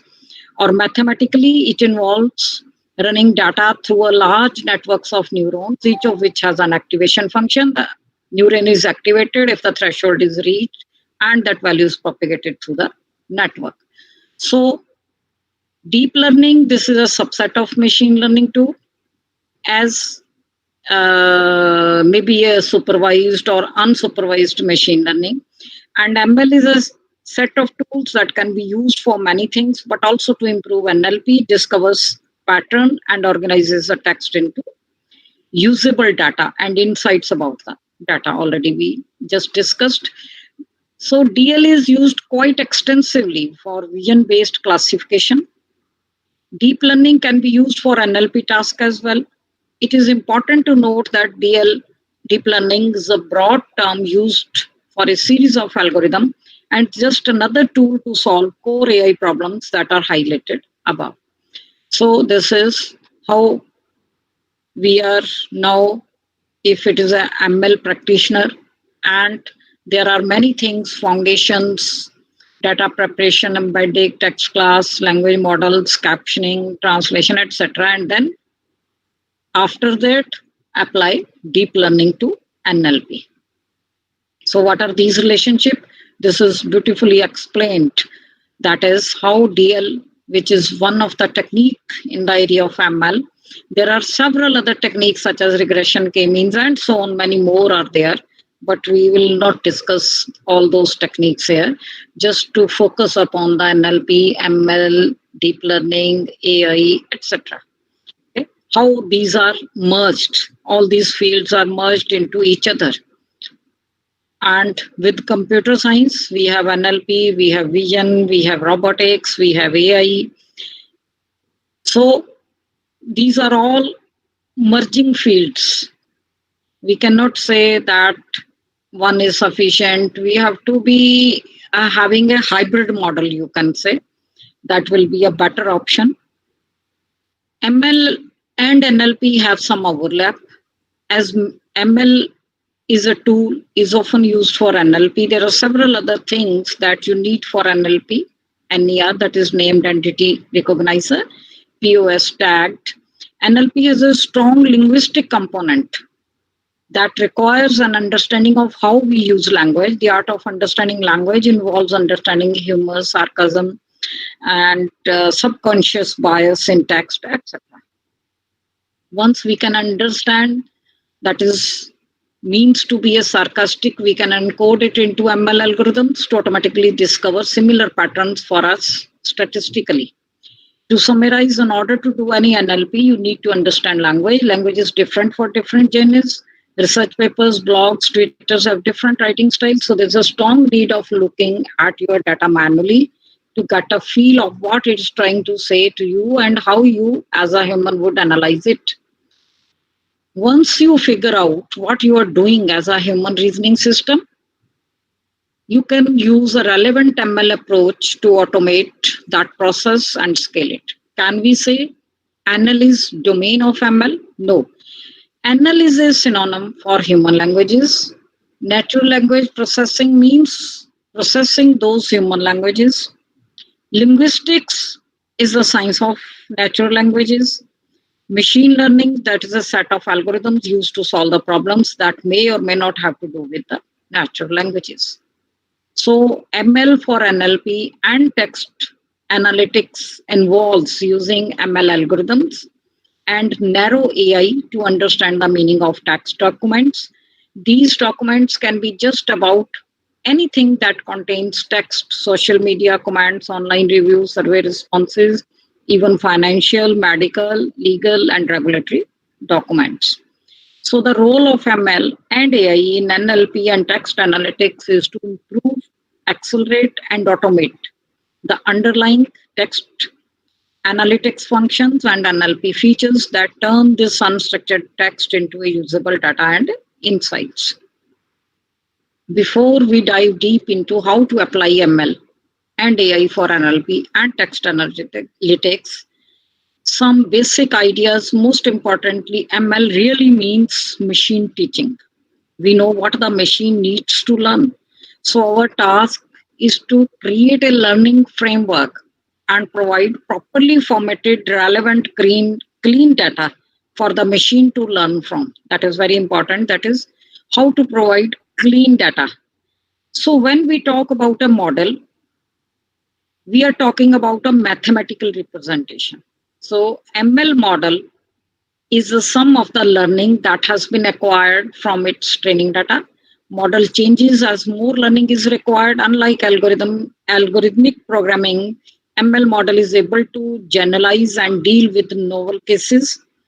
If a case resembles something the model has seen before, the model can use this prior learning to evaluate the case. Goal is to create a system where the model continuously improves at the task you have set it.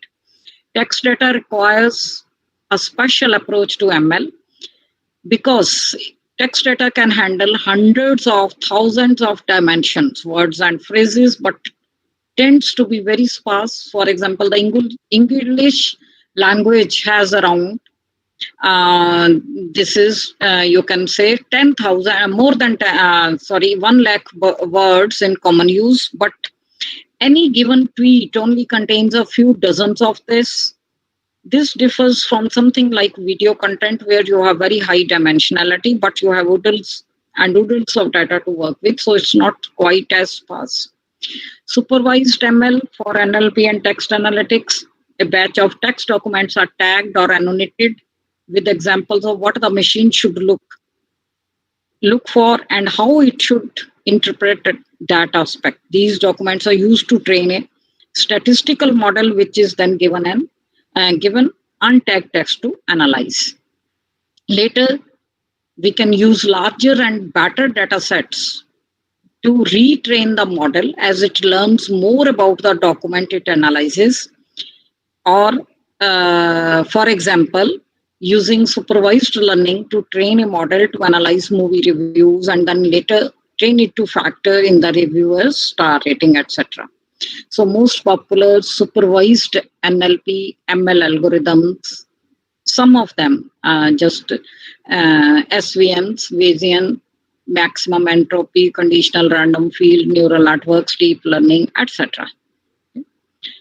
Challenges. There are many challenges in NLP. Let's talk about what the challenges are. The development of NLP has its meaning because of some specific problems and phenomena that arise when we study natural language. Most of the time, these problems are unique in comparison to the problem that emerge in other fields of computer science or engineering. That is, in part, what makes NLP such an interesting and different area.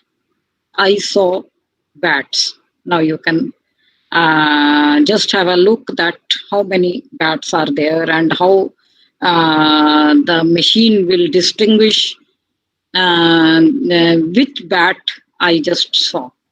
Okay. So challenges for the processing or the recognition of the scripts and the languages, many type of challenges are there. And as far as the Indian languages, again, there are many challenges. India is a multilingual country, we know, and more than 12 different scripts are used to write almost 18 official languages. So Devanagari, for example, used to write Hindi, Marathi, Rajasthani, Sanskrit and Nepali, while Bangla is used to write Assami and Bengali. System can be trained for identifying these Indian language scripts. So just you can have a look at how many languages, almost every state has its own language. Great linguistic diversity, major streams Indo-European, Dravidian, Sino-Tibetan, Austro-Asiatic. Some languages are ranked within 20 in the world in terms of the population speaking them, Hindi and Urdu, Bangla, then Marathi, etc. So challenges are, first of all, what type of script of language it is. Whether these scripts or languages have different characteristics or the same. Whether one Indian script is mixed with another Indian script or it is mixed with Roman script. If two or more than two scripts are mixed, work is more tough. Whether offline recognition we have to do or online recognition, different algorithms for different scripts and for offline and online recognition also. Offline is naturally considered to be much easier than online. Whether handwritten, that can be a good, or bad writing, broken, non-broken words, characters, size, style, etc. Or it is a machine printed, and we all know that machine printed recognition is little bit easier than the handwritten, or more easier, you can say. Information regarding font size, font style, type, that is also important, and what type of the database is used, from where it has been fetched, whether it is fetched from the printed paper or a magazines or books or newspaper, any. Again, there are many more complexity and challenges are there in each of these. What type of the image it is, whether it is a binary, grayscale, colored, whether multilingual scripts, that is similar type or different type of the scripts, or some numerals, symbols, they are also mixed. Language formula, every state has to implement Hindi and state language, and then English also. So it means big translation is required. We have different levels of language processing. That is level 1, speech, sound. We call it as phonetics and phonology. Level 2, words and their forms. Level 3, structure of sentences, syntax parsing. Level 4, meaning of words, sentences, semantics. Level 5, meaning in context and for a purpose, pragmatics. And level 6 is connected sentence processing in a larger body of text, that is discourse. So main challenge, other main challenge, which is also very important, that is ambiguity. So main challenge of NLP is the understanding and modeling of elements within a variable context. In language, words are unique, but can have different meanings depending on the context in which they have been evaluated. We can have words or even sentences with different meanings in the same sentence depending upon the way we interpret these words. This happens because of the difference between signifier, that is the way we represent the information, word, and signified, the meaning of that information, concept. Why has natural language processing been so difficult to achieve? People have no trouble understanding the language, common sense knowledge, reasoning capacity, experience. Computers have no common sense knowledge, no reasoning capacity. Resolving ambiguity is one of the most difficult tasks in natural language processing. So that is why we call it hard. Understanding language requires not only the lexical and grammatical information, but semantic, pragmatic, and general word knowledge also important. For example, the box is in the pen versus the pen is in the box. So word knowledge, I took the cake from the plate and ate it. Santa proposed to Banto. She agreed and they got married. They invited more than 1,000 guests for honeymoon. They went to Kashmir. People who read this sentence can figure out the intended meaning by inferring from the context or by drawing and personal knowledge and understanding, but computers don't benefit from the subtitles of human experience and learning, which is why determining intended meaning in such a difficult task in natural language processing. Seemingly similar sentences may differ radically in meaning. The CEO was fired up about his new role. CEO was fired from his new role. Seemingly different sentences can have the same meaning. IBM's PC division was acquired by Lenovo. Lenovo bought the PC division of IBM. So ambiguity at all level, phonetics concerns how words are related to the sounds that realize it. Again, you can have a look upon that. Ice cream. It's very hard to recognize beat. It's very hard to recognize speed. Morphology, concerned with how words are constructed from more basic units called the morphemes, friendly, unionized, yeah, unionized, depends. Syntax concerns sentence structure. Different syntactic structure implies different interpretation. Squared helps dog bite victim. Squared helps dog bite victims, or Squared is separate, then helps, dog, and bite victim.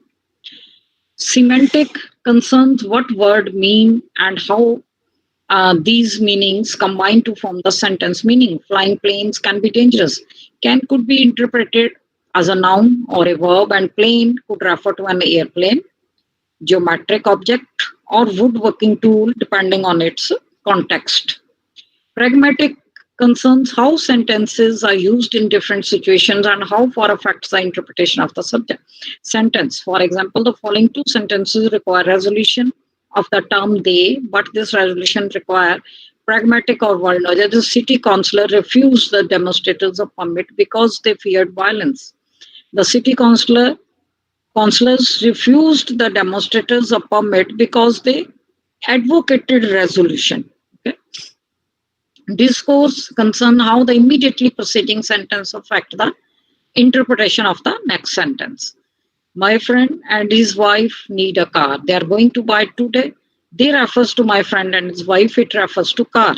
So that is difficult to interpret. Synonymy, the other key phenomena of natural language is that we can express the same idea with the different terms. This which is also dependent of the specific context. Fine is synonym of correct. Syntax refers to arrangement of the words in a sentence such that they make the grammatical sense. In NLP, syntactic analysis is used to assess how the natural language aligns with the grammatical rules. Computer algorithms are used to apply grammatical rules to a group of words and derive meaning from them. Then comes co-reference. Okay? So this is also one of the image, that is how we will refer and where it fails. That is, have you ever had a conversation with a chatbot? If so, you may encounter the situation. Why can't your chatbot understand what you said? It is obvious that he doesn't know what is his wife. When we say used his, her, or these type of the sentences, sometimes it's difficult that what we are referring to. It is easy for us human to refer the context and understand his wife. In the previous slide, that is wife of Barack Obama. However, chatbot cannot because he lacks the capability to understand the connection between these two words in the context. But again, co-reference resolution is there to solve the problem. Do we actually need the co-reference resolution for chatbots? Well, it depends. The chatbot is a typical question answer chatbot. Its job is to answer the day-to-day questions that will encountered in the company, such as the information of the employee, clients, basic information of the offices. Conversation is led by the users rather than the chatbot. Other application scenario can evidently need this type. The best experience should be getting answers almost right away when they ask the questions. Once the chatbot cannot understand a question because of some ambiguities, the conversation cannot continue. While if your chatbot is not a question answer led by the users, you'll have fewer problems. A client service chatbot will ask you which item do you want, which size matches you. Conversation will be evidently limited in a specific question set and topic. And the co-reference exists when more than one of the phrases refer to the same real word entity in the document. So that is why Barack Obama and his both refers to Barack Obama in the real world. And with the help of the co-reference resolution, clusters of phrases which refer to the same real word entity are found. It is extremely useful for the chatbot to understand the real meaning of the speakers. So not only for chatbot, co-reference resolution can be applied to multiple natural language processing. NLP tasks such as name entity recognition, translation, question answering, text summarization in a meaningful way. The process of linking together mention that relates to real world entity is called the co-reference. Then normalization versus the information. Normalization converts a list of words to a more uniform sequence. When we process natural language, in order to be able to manage it in a more general way, we need to normalize it. This means that depending on the task, we would want all the words to be lowercase or to convert plural terms into a singular. If we don't want to consider dog and dogs are two different entities.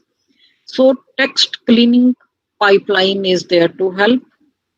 Other times we might encounter different forms of the same verb in a document, and we would want to consider just that verb instead of making a distinction between the each form.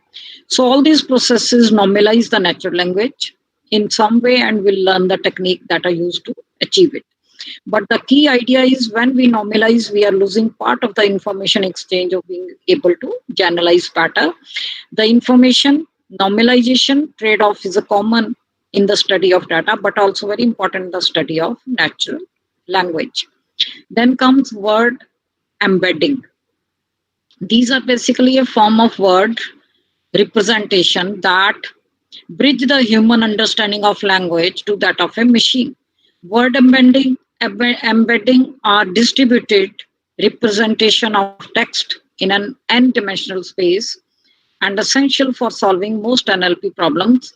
It is word vector that make technologies such as speech recognition and the machine translation possible. Similar to the way a painting might be a representation of a person, a word embedding is a representation of a word using real valued numbers. They are an arrangement of the numbers representing the semantic, that is the purpose of the semantic is to purpose exact meaning of the words and the phrase and remove the confusion. And syntactic, that refers to the grammatical structure, information of the words and their context in a format that computers can understand. For the most part, computers cannot understand natural language, but our programs are still line by line instructions telling a computer what to do. They often miss nouns. That is a subtle difference in or shade of meaning, expression or sound and context. How can you explain sarcasm to a machine? There's a good news. There has been some important breakthroughs in NLP, the domain where researchers try to teach computers human languages. And that is, Google researchers found a method that embed a computer to learn relations between words such as king, man plus woman, queen. This method called word embedding, and algorithm is to embed words with meaning based on their similarity or relationship with the other words. So you can just have a look. That is, words are embedded into real vector space. We hope that these notions extend to the embedded word in meaningful ways, quantifying relations or similarity between the different words. The Google algorithm discovered certain nouns are singular, plural, or have genders. Then personality, intention, and style. Okay? So there are also different styles to express the same idea depending on the personality or the intention in a specific scenario.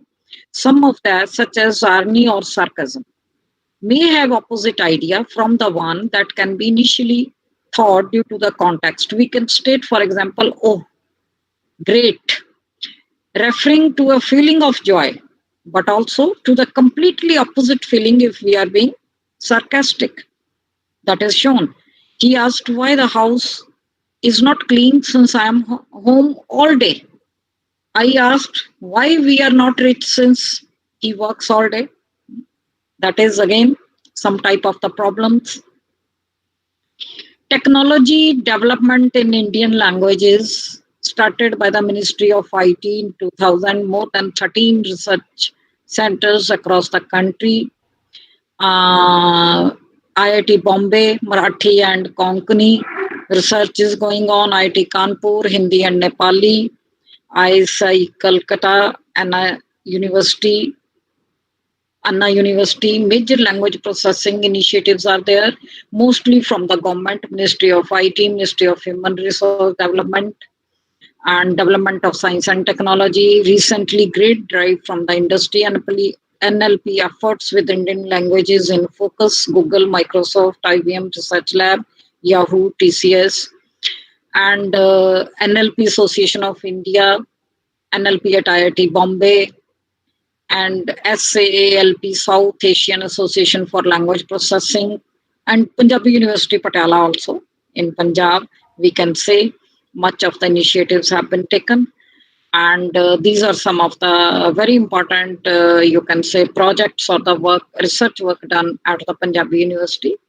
Predictive Roman transliteration, machine translation, morphology, spell checker, grammar checker, cross-lingual information retrieval system, dictionary tools, multilingual email systems, etc., and many more. Industry scenario: how to use NLP to increase the search engine performance. Google, Rediff, Yahoo, IRL, Microsoft all have search engines, and many R&D projects outsourced from the USA and being carried out in India. English Hindi machine translation is regarded as critical. IBM Research Lab has massive English Hindi parallel corpora, news domain, statistical machine translation. Microsoft India at Bangalore has opened a multilingual computing division. Google and Yahoo India is actively pursuing Indian language search engines. Major tasks in NLP. Some of the tasks have direct real-world application, while others more commonly serve as subtasks that are used to aid in solving larger tasks. Automatic summarization is there, produce a readable summary of a chunk of text, often used to provide summaries of a text of a known type, such as articles in the financial section of a newspaper. And co-reference resolution, already we have discussed. Anaphora resolution, this is a specific example of this task and is specifically concerned with matching up pronouns with the nouns or names that they refer to. Discourse analysis, this includes a number of related tasks. One task is identifying the discourse structure of connected text, that is the nature of the discourse relationship between sentences. Elaboration, explanation, contrast. Another possible task is recognizing and classifying the speech acts in a chunk of text, and yes, no questions, content question, statement, assertions, etc.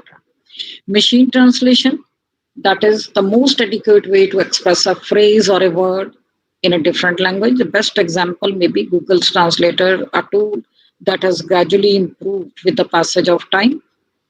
And at the start, its performance was very efficient since it used phrase-based machine translation that looks for similar phrases between different languages, which means it doesn't always find phrases with the same meaning. Since there are words in one language that don't exist in another, it's impossible to translate them correctly. At present, Google Neural Machine Translation is there, which uses ML with NLP to look for different patterns in language and automatically translate text from one human language to the another. This is one of the most difficult problems and is a member of a class of problems colloquially termed AI complete, that is requiring all the different types of the knowledge that humans possess: grammar, semantics, facts about the real world, etc., in order to solve properly. NLP fields of use. At present, there are different fields in which NLP can be used. Some are speech recognition. We all are familiar about it. Then sentiment analysis, question answer systems, automatic text summarization, we already just discussed. Then chatbots are there, programs that hold conversation with human. Market intelligence, based on what a person has searched for on internet, searches for any related ads, etc. We are all familiar with our routine. That is how this market intelligence has an impact on our life. Automatic text classification assigns tags to a text depending on its content and semantics. Automatic grammar checking, computer recognizes different grammar or spelling mistakes in a text depending on the context.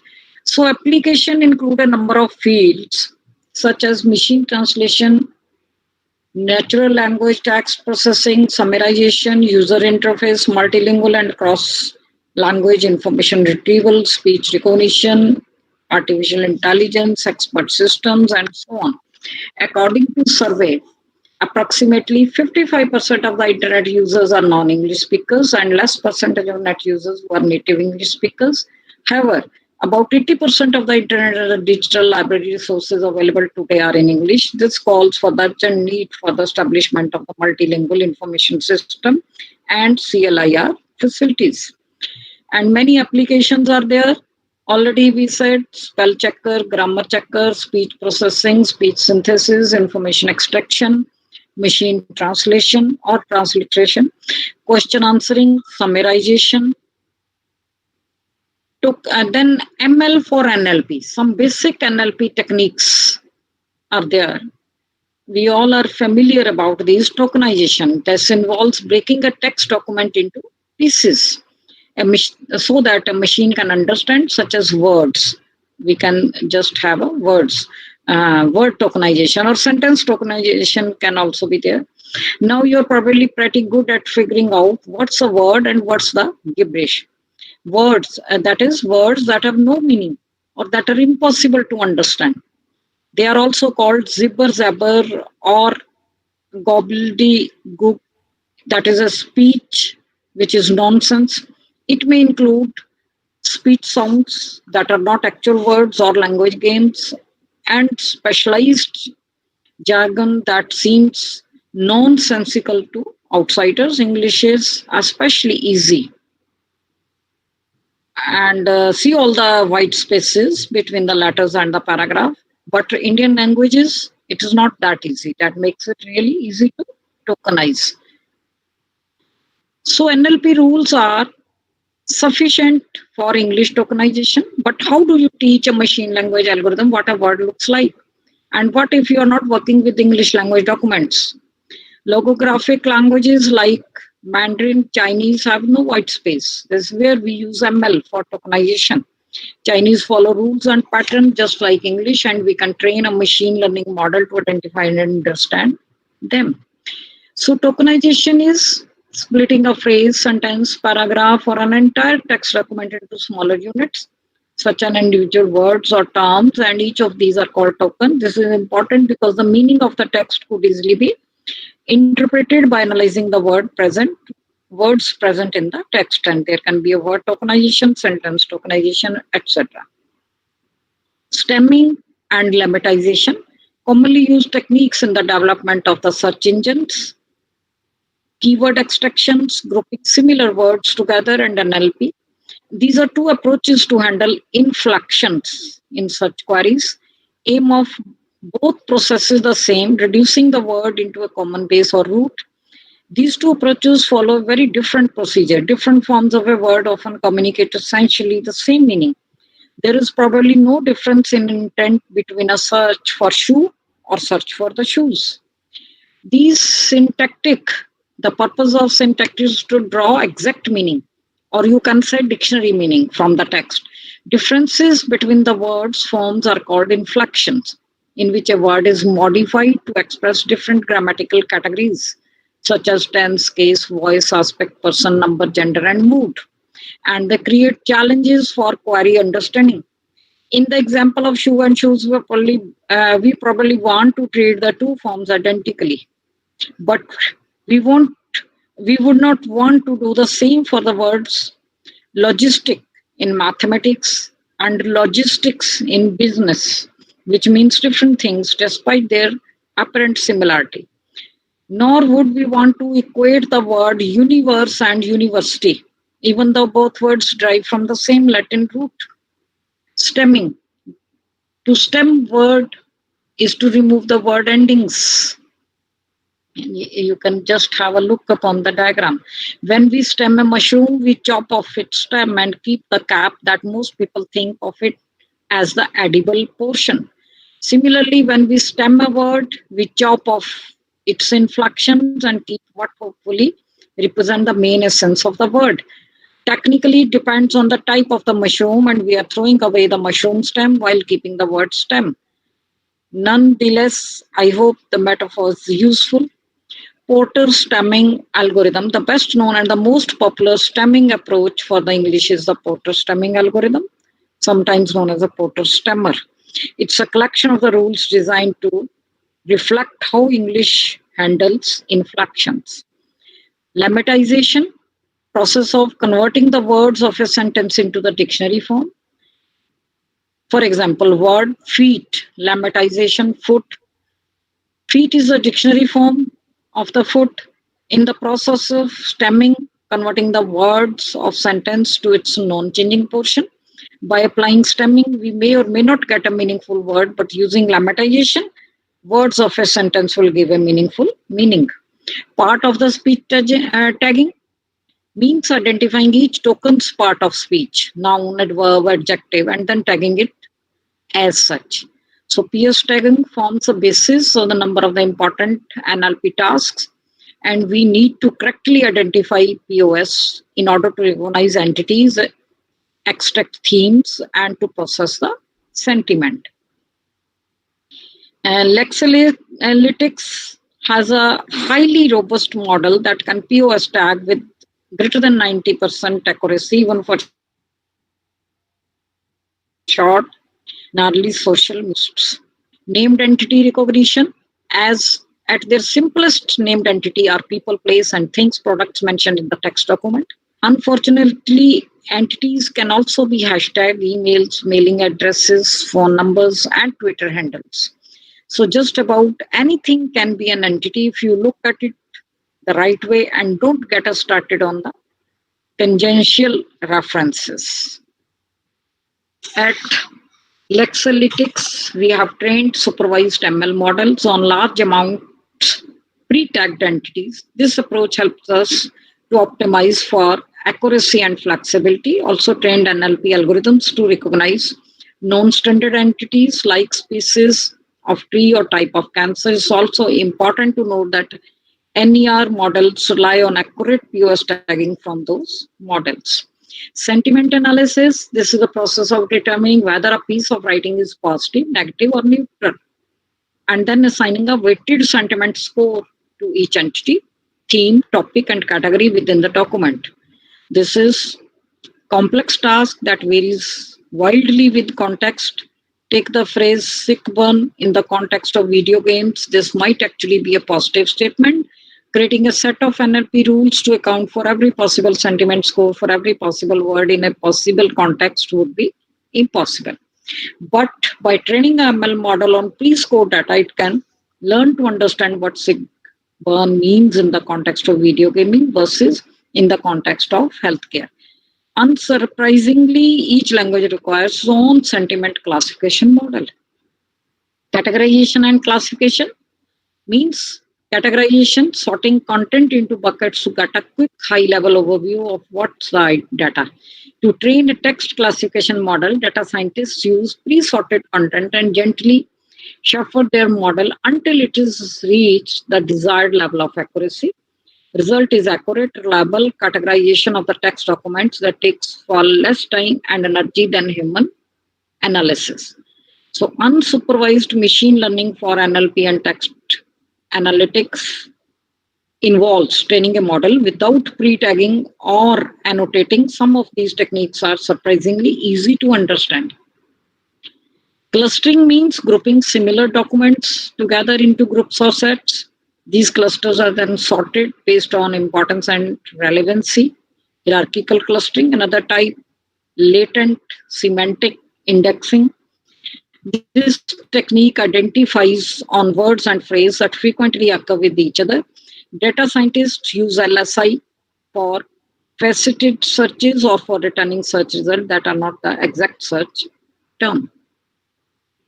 The term manifold and exhaust, they are closely related documents that discuss internal combustion engine. So when you Google manifold, you get results that also contain exhaust. Matrix factorization is another technique for unsupervised NLP. This uses latent factor to break a large matrix down into a combination of two smaller matrices. Latent factors are similarities between the items. Think about the sentence, I threw the ball over the mountain. The word threw is more likely to be associated with wall than with the mountain. Matrix factorization, humans have a natural ability to understand the factors that make something throwable. But a ML NLP algorithm must be taught this difference. Unsupervised learning is tricky, but for less labor and a data intensive than supervised counterpart. And Lexalytics use unsupervised learning algorithm to produce some basic understanding of how language works. We extract certain important patterns within large sets of text document to help our model understand the most likely interpretation. Concept matrix. This is, in a nutshell, unsupervised learning applied to the top articles on the Wikipedia. And we build a web of semantic relationship between the articles. This web allows our text analytics and NLP to understand apple is close to fruit and is close to tree, but is far away from lion, and that it is close to lion. Then it is to linear algebra. Unsupervised learning through the concept matrix forms the basis of our understanding of semantic information.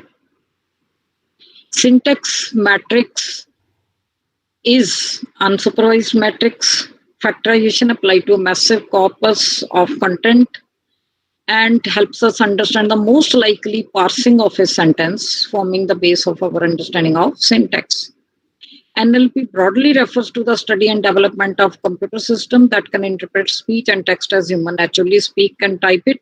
Human communication is frustratingly vague at times, and we all use colloquialism, abbreviations, and don't often bother to correct the misspellings. These inconsistencies make computer analysis of NLP difficult at best, but in the last decade, both NLP and machine learning algorithms have progressed immeasurably. There are three aspects to any chunk of text.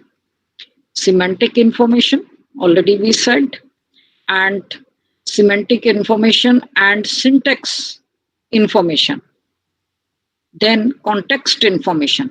You must understand the context that a word, phrase, or sentence appear in. Then using machine learning on natural language sentences. Let's return to the sentence. Billy hit the ball over the house. Taken separately, the three types of information would return. Semantic information, person, act of striking an object with another object. Spherical, play, item, place, people, life. Syntax, subject, action, direct object, indirect object. Context, information, this sentence is about a child playing with a ball. They are not very helpful by themselves. They indicate a vague idea of what the sentence is about, but full understanding requires a successful combination of all three components. Machine learning models are great at recognizing entities and overall sentiment for a document, but they struggle to extract themselves themes and topics, and they are not very good at matching sentiment to individual entities or themes. Alternatively, you can teach your system to identify the basic rules and patterns of language. In many languages, a proper noun followed by a word street probably denotes a street name. Similarly, a number followed by a proper noun followed by a word street is probably a street address, and people's name usually follow generalized 2 or 3 word formula of proper noun and nouns. NLP rules. Unfortunately, recording and implementing language rules takes a lot of time. What's more, NLP rules can't keep up with the evolution of the language. The internet has butchered traditional conventions of the English language. No static NLP code base can possibly encompass every inconsistency and mean-fight misspelling on social media. Very early text mining systems were entirely based on rules and pattern. Over time, NLP and ML techniques have evolved. An increasing number of companies offer products that rely exclusively on ML. But as we just explained, both approaches have major drawback. That is why we utilize a hybrid approach, trained a range of supervised and unsupervised models that work in tandem with rules and patterns that we have been refining for over a decade. So hybrid machine learning system for NLP is there. And each time we add a new language, we begin by coding in a pattern and rule that the language follows. So our supervised and unsupervised ML models keep those rules in mind when developing their classifiers, and we apply variations on this system for low, mid, high level text functions. Low level text functions, they are the initial processes through which you can run any text input. And these functions are the first step in turning unstructured text into structured data. They form the base layer. And mid-level text analytics functions involve extracting the real content. That means who is speaking, what they are saying, what they are talking about. And high level, this is the last step, determining and applying sentiment on the entity, theme, and document levels. Then you can see how this system pans out in the chart below. That is sentiment, machine learning plus rules, named entities, themes, topics, summaries. So this diagram is self-explanatory. Summary, language is messy and complex. Meaning varies from speaker to speaker and listener to listener. ML can be good solution for analyzing text data. In fact, it's vital. Purely rule-based text analytics is a dead end, but it's not enough to use a single type of machine learning model. Certain aspects of ML are very subjective. You need to tune or train your system to match your perspective. In short, the best way to do ML for NLP is a hybrid approach. Many types of ML working in tandem with pure NLP code. Currently, technologies has achieved great advances. We are at a point where machines are now able to execute tasks we once thought only humans could do. Voice technology is now present in our daily routine. By solely using our voice, we can send commands to our mobile phone or control the device in a smart home. And everybody is familiar with the applications Alexa, Siri, among others. Some all other applications use NLP and ML. NLG, natural language generation, is a technology that simply turns data into plain English language. NLP is equal to NLU plus NLG. NLU is the meaning of what the user or the input which is given means. That is nothing but the understanding of the text given and classified into a proper intent. So there is one example, can I play cricket today? What should the NLP engine do? Okay. So one of the dependency would be of checking the weather outside. If it is raining outside, since cricket is an outdoor game, cannot recommend playing, right? So you can see we need to get it into a structured data. So here we do make use of intent and entries. Intent are nothing but verbs. If we want to capture a request or perform an action, use an intent. In the example, place the intent. And entities, they are the nouns or the content for the action that needs to be performed. Cricket is a noun. It is possible to have multiple intent like checking the weather, checking ground available, checking friends availability for a single entity playing, and also multiple entities for intent and multiple intents for multiple entry. Also, intents and entity change based on the previous check. There can be a chat box also. So different steps are there. I'll not explain all these steps, in fact. Then we come to the last part, that is 8 leading language models for NLP in 2020. So these are some of the leading models, and what is T5 that we have used to connect this that is text-to-text transformers. This is known as T5. This is very important nowadays. It's very popular also. The Google research team suggests a unified approach to transfer learning in NLP with the goal to set a new state of the art in the field. To this end, they propose treating each NLP problem as a text-to-text problem. Such a framework allows using the same model objective, training procedures, and decoding process for different tasks, including summarization, sentiment analysis, question answering, and machine translation. So the researcher called their model a text-to-text transfer transformer, T5, train it on a large corpus of web scrap data to get state-of-art results on a number of NLP tasks. So these are some of the leading language models. BERT, which is very common. Everybody is familiar with that. Some other models are also there. I'll not go into details of all these models. Just BERT, that is a new cutting edge model for NLP, or bidirectional encoder representation from transformers. Its design allow the model to consider the context from both the left and the right sides of each word. While being conceptually simple, BERT obtained new state-of-the-art result on 11 NLP tasks, including question answering. And named entity recognition and other tasks related to general language understanding outperform human performance by 2%. These are the pre-trained language models, which are quite common nowadays. Advantage and disadvantage of NLP: less expensive. Using a program is less costly than employing a person, and person can take 2 or 3 times longer than a machine to execute the task mentioned above. Faster customer service response time. Normally when NLP is applied, chatbot or call response times are very quick. Usually call centers have limited staff, which restricts the number of the calls that can be answered. By using NLP, a higher call volume can be handled, which means client wait times are reduced.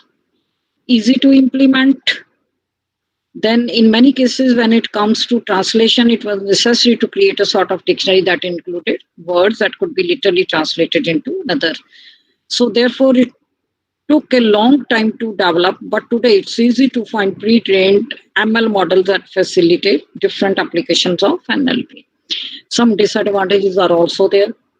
Training can take time. If it's necessary to develop a model with a new set of data without using a pre-trained model, it can take weeks to achieve a good performance depending on the amount of the data.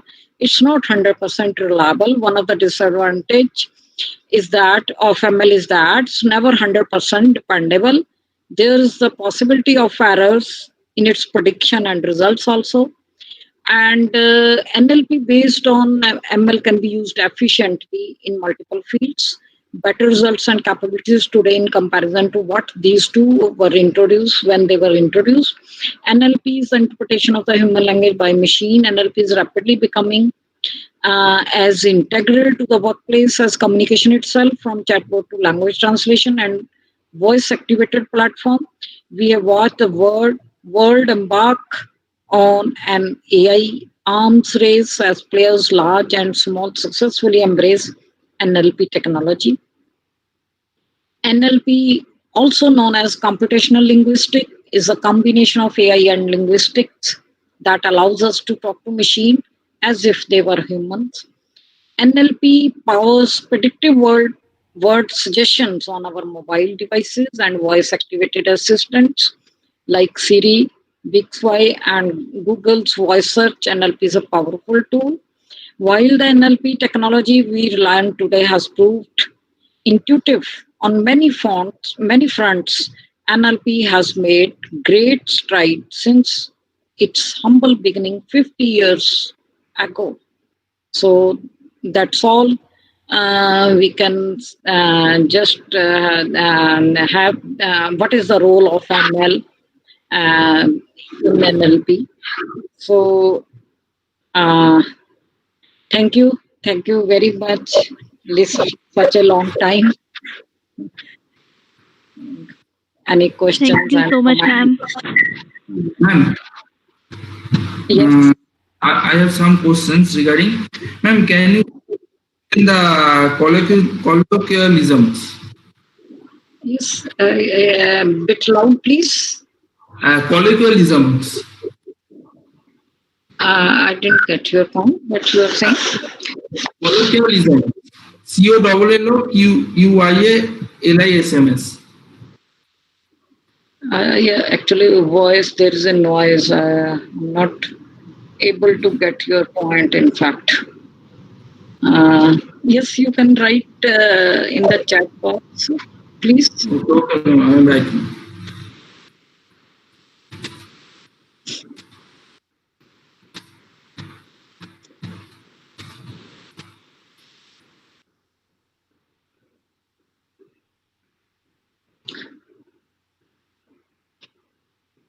Yes, Pradeep.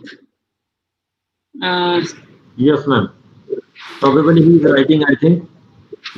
Okay, actually, there is some Yes. problem, I think so. Okay. Okay, I would like to thank Dr. Renudhi for insightful talk and request all the participants to gather again, probably at sharp at 2 o'clock, please. Thank you, ma'am. Thank you all once Okay, again. thank you. Thank you very much, Pradeep. Thank Ma'am, you. Thanks. ma'am, can you share your email ID? Yes, Ma'am, can you share your contact details, email ID? I'll share. Definitely, I'll share. Yes. Okay. Okay, thank you very much. Thank you, Pradeep, and thanks to the Kamlesh Datta also, Dr. Kamlesh Datta also. Okay, thank you very much. Thanks to all the participants for listening for more Ma'am, than 1.5 hours. ma'am, Anji, yes. ma'am, can we get the PPT of PPT these slides? Yeah, I'll try to share it. Thank you, ma'am. Definitely. Okay, thank you. Thank you very much. And thanks a lot. Okay, thanks. Thank you, ma'am. Ma'am, I have written.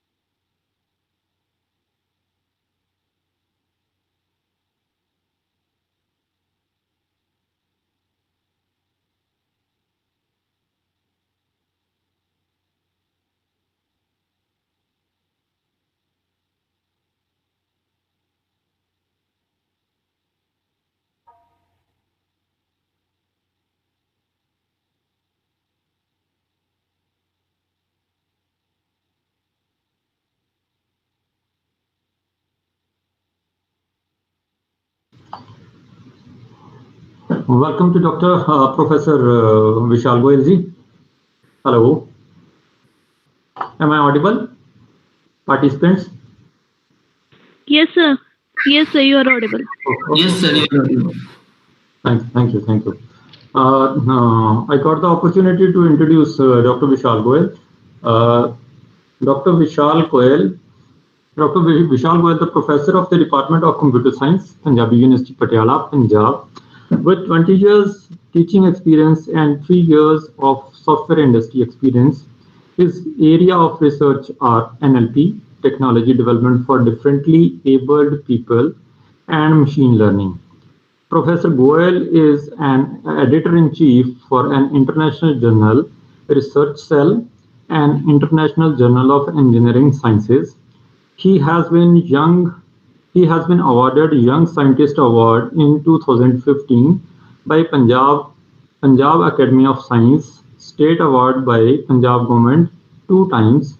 He has into his credit 10 copyright software and 1 trademark. He has about 80 research publications in various journals of national and international repute. He has delivered about 100 keynote addresses, inaugural addresses, invited talks in various conferences of national and international repute. He has currently guiding 8 PhD students, and 10 students have already been awarded doctoral degree. He has guided about 120 MTech, MPhil from Computer Science and Engineering Department students for their major research projects. He has already completed project above 1 crore rupees funded by the various ministries of Government of India.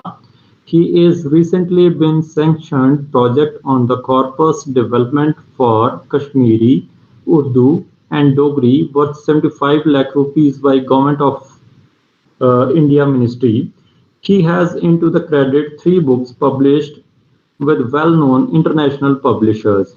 He is coordinator of NPTEL local chapter of Punjab University Patiala. He is coordinator of Center of Artificial Intelligence and Data Sciences. He is also coordinator for the Research Center for the Technology of Development for Differently Abled Person, recently established in his university. He is he, he is Deputy Director of Center of E-Learning and Teaching Excellence. He has organized many conferences and workshops. He has also recorded 10 video lectures on DBMS and EMRC Patiala as as the part of the MHRD project, which are the uploaded on CEC website for the open access. He was the PI of MOOCs program on cyber laws available and the SWAYAM portal, and this MOOCs program has already been executed 2 times. He is regularly been interviewed by the various TV channels, radio partners, for their research on NLP and technology development for the differently abled person. I welcome you, sir.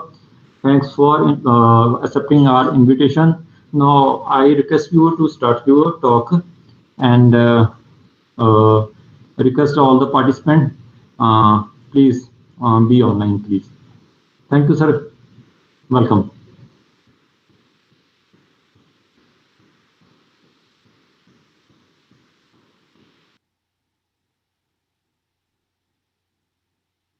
Hello. Sir, probably your mic is mute.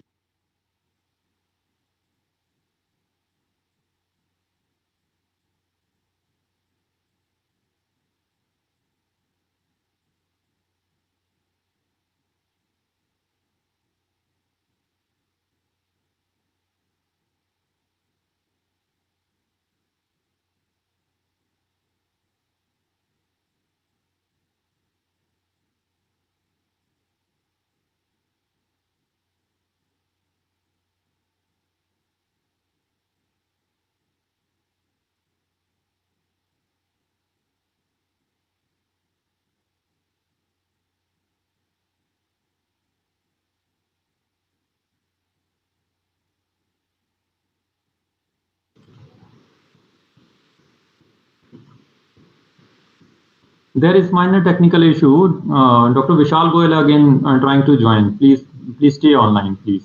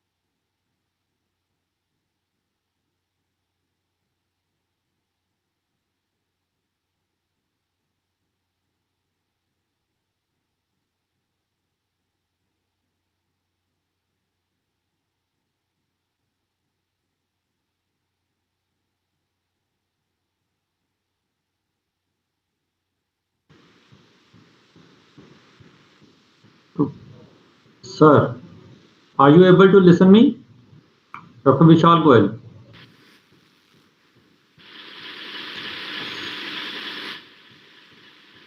Sir. Sir.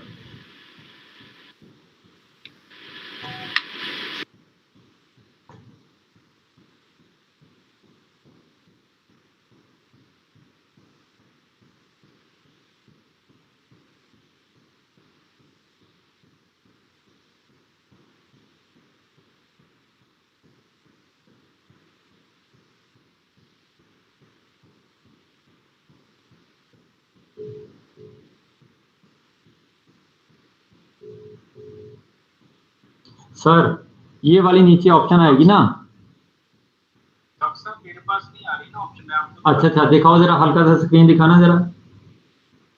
अच्छा आपने join करो, यहाँ join का अभी click नहीं करा, join now sir, अभी join now करना है यहाँ। हाँ जी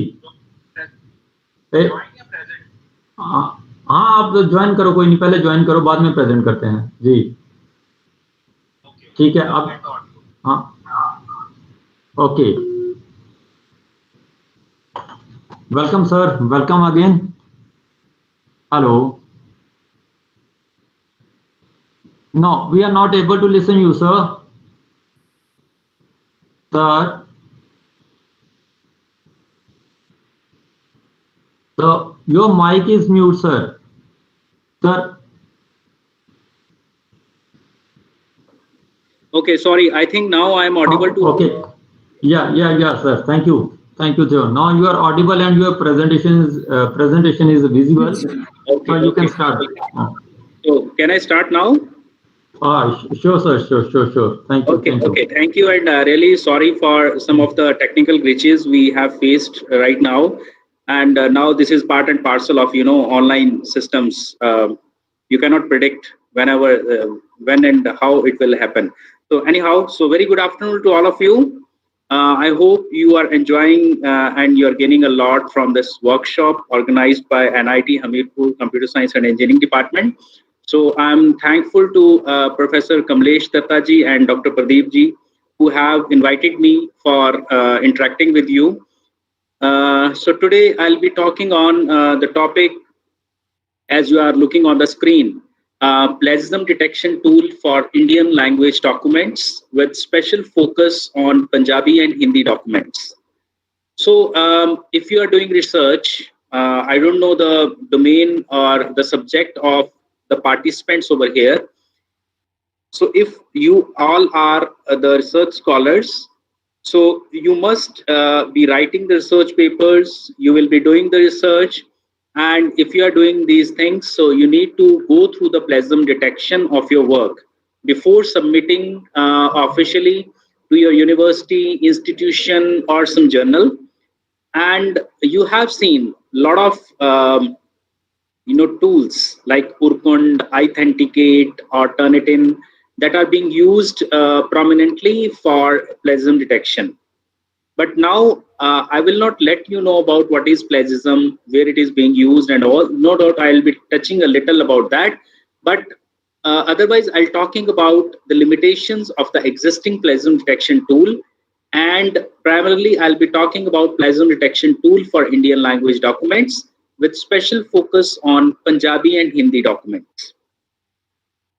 So this is the approval letter of one of the project I have completed on this title. I have shown you in the title slide, and I acknowledge the Ministry of Electronics and Information Technology, Research and Development in Electronics Group, that is Innovation and IP Division, Government of India, New Delhi, for sanctioning me the project on this title.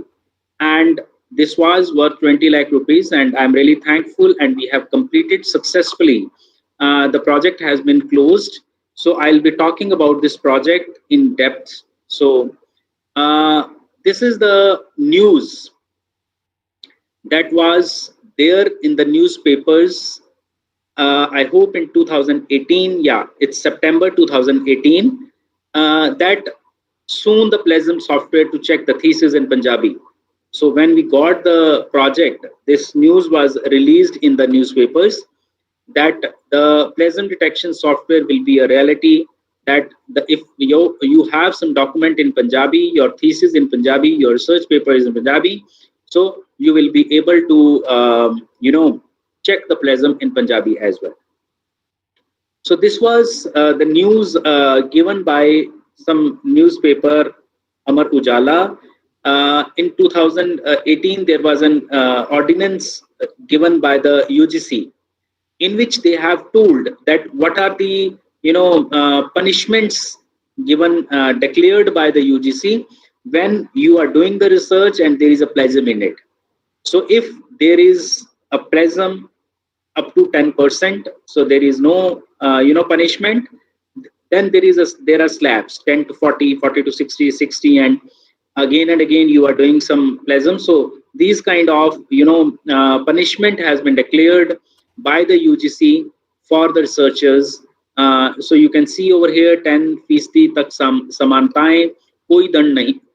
10 to 40% तक समानताएं, ऐसे छात्रों को पांडुलिपि वापस लेने को कहा जाए. So withdrawal of your work. 40 to 60%, so research paper वापस लेने, वार्षिक वेतन वृद्धि रोकने, और अगर शिक्षक हैं तो उनको 2 वर्ष तक PhD या MPhil का गाइड बनने की अनुमति ना दी जाए. And if the plagiarism is 60% and above, लगातार 2 वर्ष तक वेतन वृद्धि रोकने, 3 वर्षों के लिए गाइड बनने से वंचित कर दिया जाए. और बार बार साहित्यिक चोरी करने वाले पर सेवा समाप्ति सहित अनुशासनात्मक कार्रवाई की जाए. So this is all given by the UGC. This is another newspaper that has given the same time of news, that is plagiarism to course teachers job students registration. UGC notifies rules to check academic theft in higher education. So you can see the same type of level 0, level 1, level 2, level 3. So this is again 0 to 10, 10 to 40, 40 to 60, 60 above. And if you are doing again and again, so termination of your services and the registration for the students. So once in a time, it was decided, these days you know that Urkund is the official software that is opted by most of the universities for checking the plagiarism officially. because this is given free of cost by the UGC to the various universities. And the UGC is also authorizing the report of the Urkund for the submission of the thesis into the UGC. And other institutions are following the Turnitin as well. So at one time, it was decided by the MHRD that they will be going for the Turnitin software for all the universities to check the plagiarism in research. But some administrative decisions are there that it is not accepted, and again the Urkund has been accepted for the plagiarism detection. So this is the news that was given by the Punjab University Chandigarh, in which you see the middle portion where language departments should devise mechanism, right? So for subjects of Hindi, Punjabi, Sanskrit and Urdu, where Turnitin originality report system does not function, these departments should devise their own mechanism to check the plagiarism. So it is reflected over here that the Turnitin software is not capable of detecting the plagiarism from languages documents. Like if your document is in Hindi, so it will not find plagiarism in it.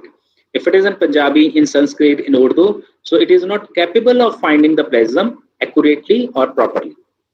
So that's why they have given the liberty to the department itself that they should give the undertaking that the plagiarism is not there in your document.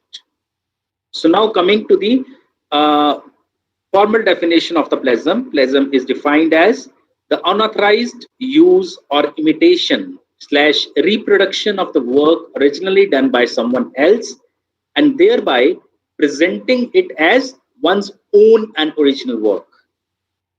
So the plagiarism has been around since the human beings started documenting their research and literary works. Various degrees of plagiarism include and are not limited to, they are, if you are doing word-to-word copy, you are copying the ideas of someone, you are failing to put the quotation statements in the quotation marks. If you are failing to provide a link to the original author, you are changing the words while keeping the meaning same, without giving due credits to the original author.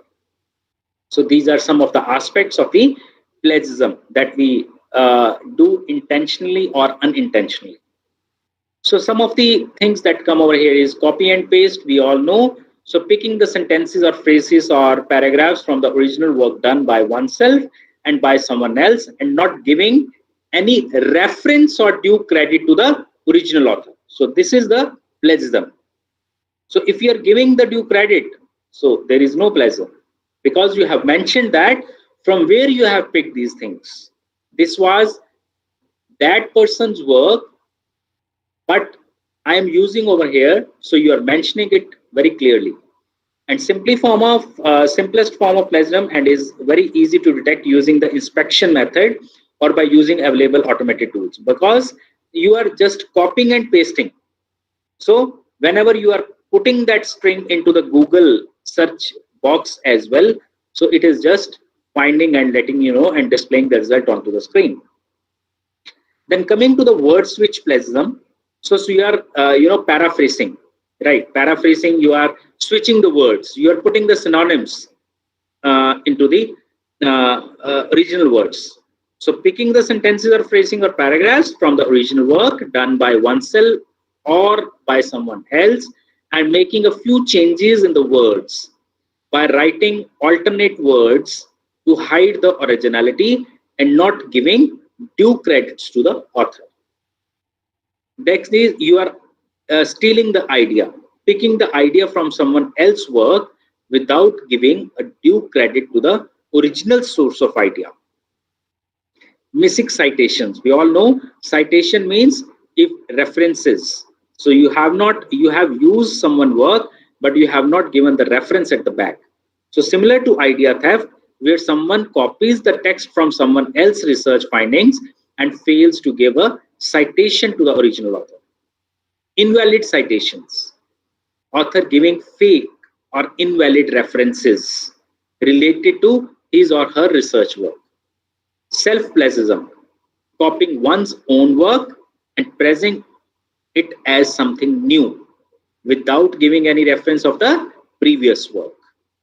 Dual submission, you are submitting the same work to two or more journals parallelly. Translation, the author translates the original work done by someone else into some other language and presents as his own work without giving a reference to the original author. So this type of plagiarism is very hard to detect because translation is involved. So plagiarism, as discussed above, it is a serious problem for the researchers. So there are a number of efficient plagiarism detection tools available for the English language, but to the best of our knowledge, not much work has been done for the Asian languages, especially for Hindi and Punjabi languages. Fine. So even these are the two examples I have taken. If you talk about any Indian language, so I am not able to find any plagiarism detection tool that is accurate enough to find the plagiarism from the language from the documents containing the Indian language. So plagiarism prevention. So this is the best idea, that universities to publish the information regarding the research ethics and conduct the workshops time to time for creating awareness against the evil of plagiarism. So the plagiarism prevention methods have a deeper impact in the long run and may assist the researchers to get rid of this social evil in the future. So plagiarism detection techniques are based on comparing two or more documents on a variety of parameters using one or more available techniques. These techniques are classified using the parameters such as complexity of the method used, type of the tool used, type of corpus, scope of similarity assessment to be done. So we have seen plagiarism, prevention and the detection. So what is the serious problem for the researchers? When you are talking about language document, right? So it means you are typing something in the language, means Punjabi, Hindi, Udiya, Tamil, Telugu, Kashmiri, Urdu, whatever, right? So previous, if you are you have worked something on NLP, so you will be aware about Unicode and non-Unicode. So if you are talking about your non-Unicode text, so there are the specific fonts that are there that are being used for typing in the text. If I talk about Punjabi, so if I say that Gurmukhi LY is there. If I talk about Hindi text, so Kruti Dev font is there. So if we have used those proprietary fonts for typing in the text and finding the plagiarism detection tool will not work. So what we need to do is we need to detect the character, that which font is it, and depending upon that, first we need to convert into the Unicode format.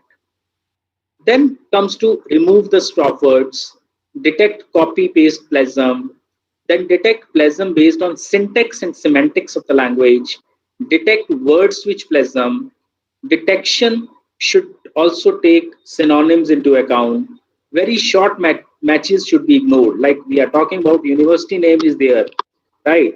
Or some standard words that we hota hai, karta hai, karna hai, working, doing. So these words should not come into the plagiarism, or even technical, terms should not come into the plagiarism. So now, what are the aims now? That is, investigate the NLP techniques for the plagiarism detection. Use plagiarism detection techniques for detecting the plagiarism in Indian languages, and specifically I'll be talking about Punjabi and Hindi text.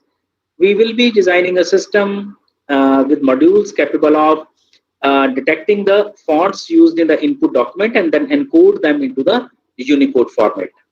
Then removing the stop words from the text before plagiarism detection.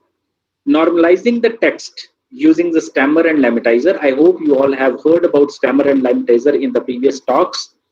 Then we will be detecting the plagiarism from the input document, and then software design will be extended to other languages. So what are the applications of this? First is detecting plagiarism in student reports or assignments, research papers submitted to the conference and journals, doctoral theses, magazine articles, similarity detection in writing styles of two authors, news contents, ancient literatures, and medical diagnosis. So manual plagiarism detection, do you think it is possible? No, it requires substantial efforts and excellent memory. And then we are talking about computer assisted detection. This allows vast collection of documents to be matched with each other. So this is a complex system. So first, the question comes to our mind, why people plagiarize? And the things that I have written, you will feel very practical, and you really observe that they are very applicable to us. Not I'm talking about you, but we are talking about us. First is, we have the pressure from the employer to publish number of papers. Then there is a lot of competition. It is a peer competition in our university, in our institution, among our colleagues. We have a fear of failure, so that we can grow a lot in our professional life. So we want number of papers to our credit. Lack of enforcement is there. We have become lazy. We want everything to be spoon-fed and it should be published overnight. We are having lack of knowledge. So that's why we try to plagiarize as fast for fast publication and for making volume of papers in our credit. So these are some of the pictures that you can see that how the papers are made these days. We are finding the papers on the internet. We are not reading the papers actually, and we are finding the lines out of it, putting together, paraphrasing it, and submitting it. So we have the internet with us. We are sitting on the computers all around time, and we are writing the papers. So this, you can see that cut copy paste is there. So there are a number of online plagiarism detection tools, and you can see number of check for plagiarism, Drillbit software is there, Unicheck, Viper, plagiarism.com, Turnitin, Authenticate, Plagiarism Checker, Urkund. So are they free or paid? That question comes to our mind. Are they safe? Safe to mean that if they are providing you the tool, then they will be keeping that document with you. They are keeping the document with them. Fine. So in future, they can use that document for other purposes, doing the paraphrasing and selling out to the researchers for the research work. So nothing is free in world. Fine. So do they support regional language support? Means that do they support Indian language documents to be as input to find the plagiarism? So these are the questions that need to be taken care when you are using the plagiarism detection tool. Some of the open source plagiarism detection tools are Unicheck, Viper, plagiarism.com, Plagiarism Checker, and QEtext. Commercial products, Turnitin, Authenticate, Urkund. So this is check for plagiarism, and Drillbit software is also good. Now we are talking about identified challenges. Identified challenges means that when we started developing this project, now we are talking about Indian languages, right?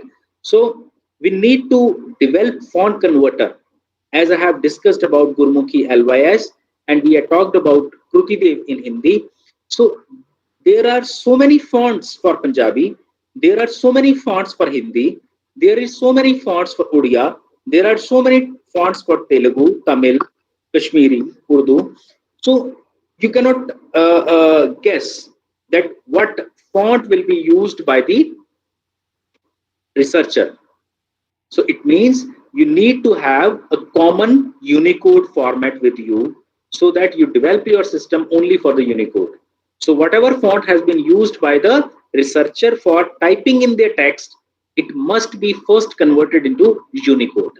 Fine. So you need to collect all the fonts of Punjabi, all the fonts for Hindi, and then you need to develop a system that is capable of converting that non-Unicode font into the Unicode font.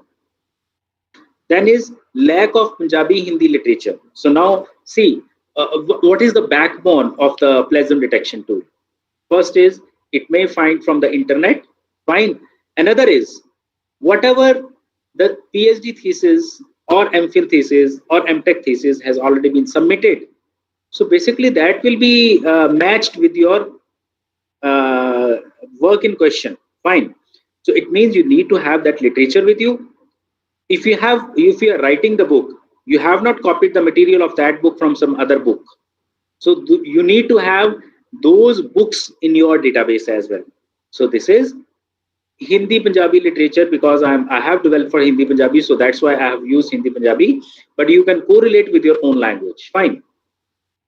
So selection of suitable discriminators that reflect plagiarism and not coincidental similarity means that some of the words that should not come into the plagiarism. Efficient Punjabi Hindi stammer, because I'll be coming in the later slides why stammer is required, why lamentizer is required. So ambiguities in the language as well. So we'll be coming over there. So we have covered all these challenges and we have gone ahead. So some of the existing plagiarism detection tools and the comparison of that. So you can see that we have, this is a very old slide, so new must have added. So Turnitin is there, Eve2 is there, Copycat Called is there, WordCheck is there, Glant is there, Moss is there, JPlag is there, Google, Yahoo, all this stuff. So you can see number of attributes are there. On the basis of that, we have done the comparison. Then Turnitin sample report. So you can see the report that is generated by the Turnitin.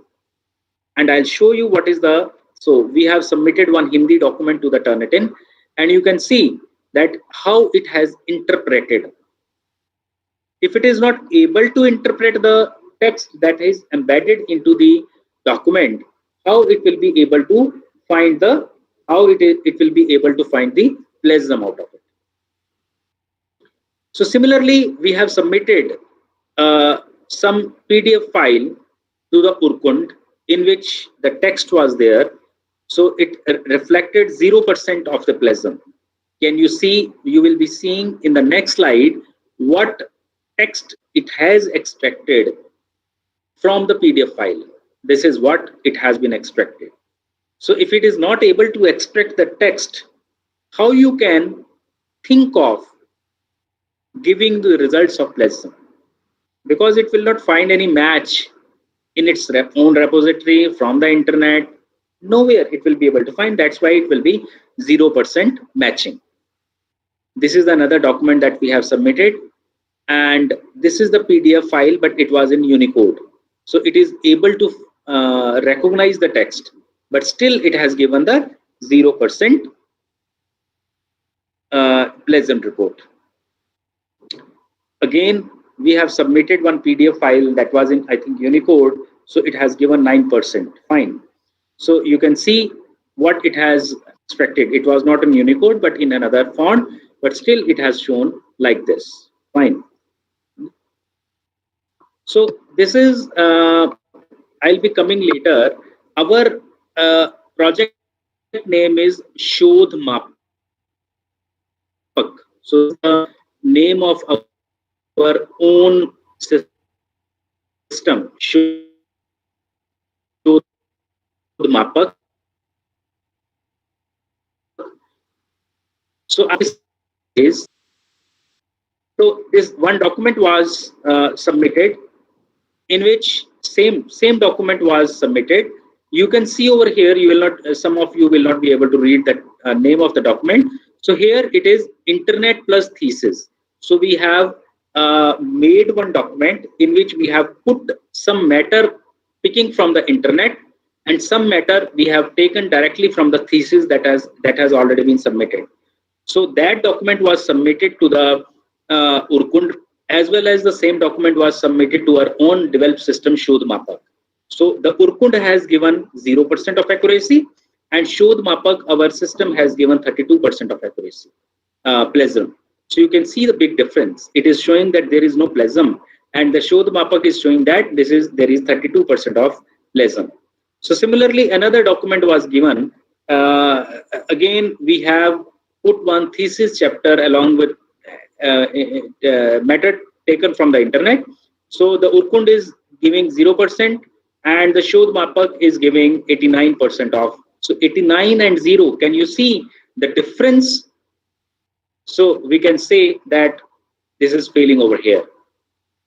Again, another, we have taken internet text, full internet text. So it is Urkund is giving 0% and it is giving 88%. So you can see the difference of the results. Then Punjabi paraphrase text. So we have taken one text from the either from internet or from the thesis. So then we have paraphrased it, and then we have submitted to the Urkund and the Shodh Mapak. Shodh Mapak gave 42% and it has given 0%. Then Punjabi text mixed thesis means 2 or 3 theses has been mixed and single document has been made.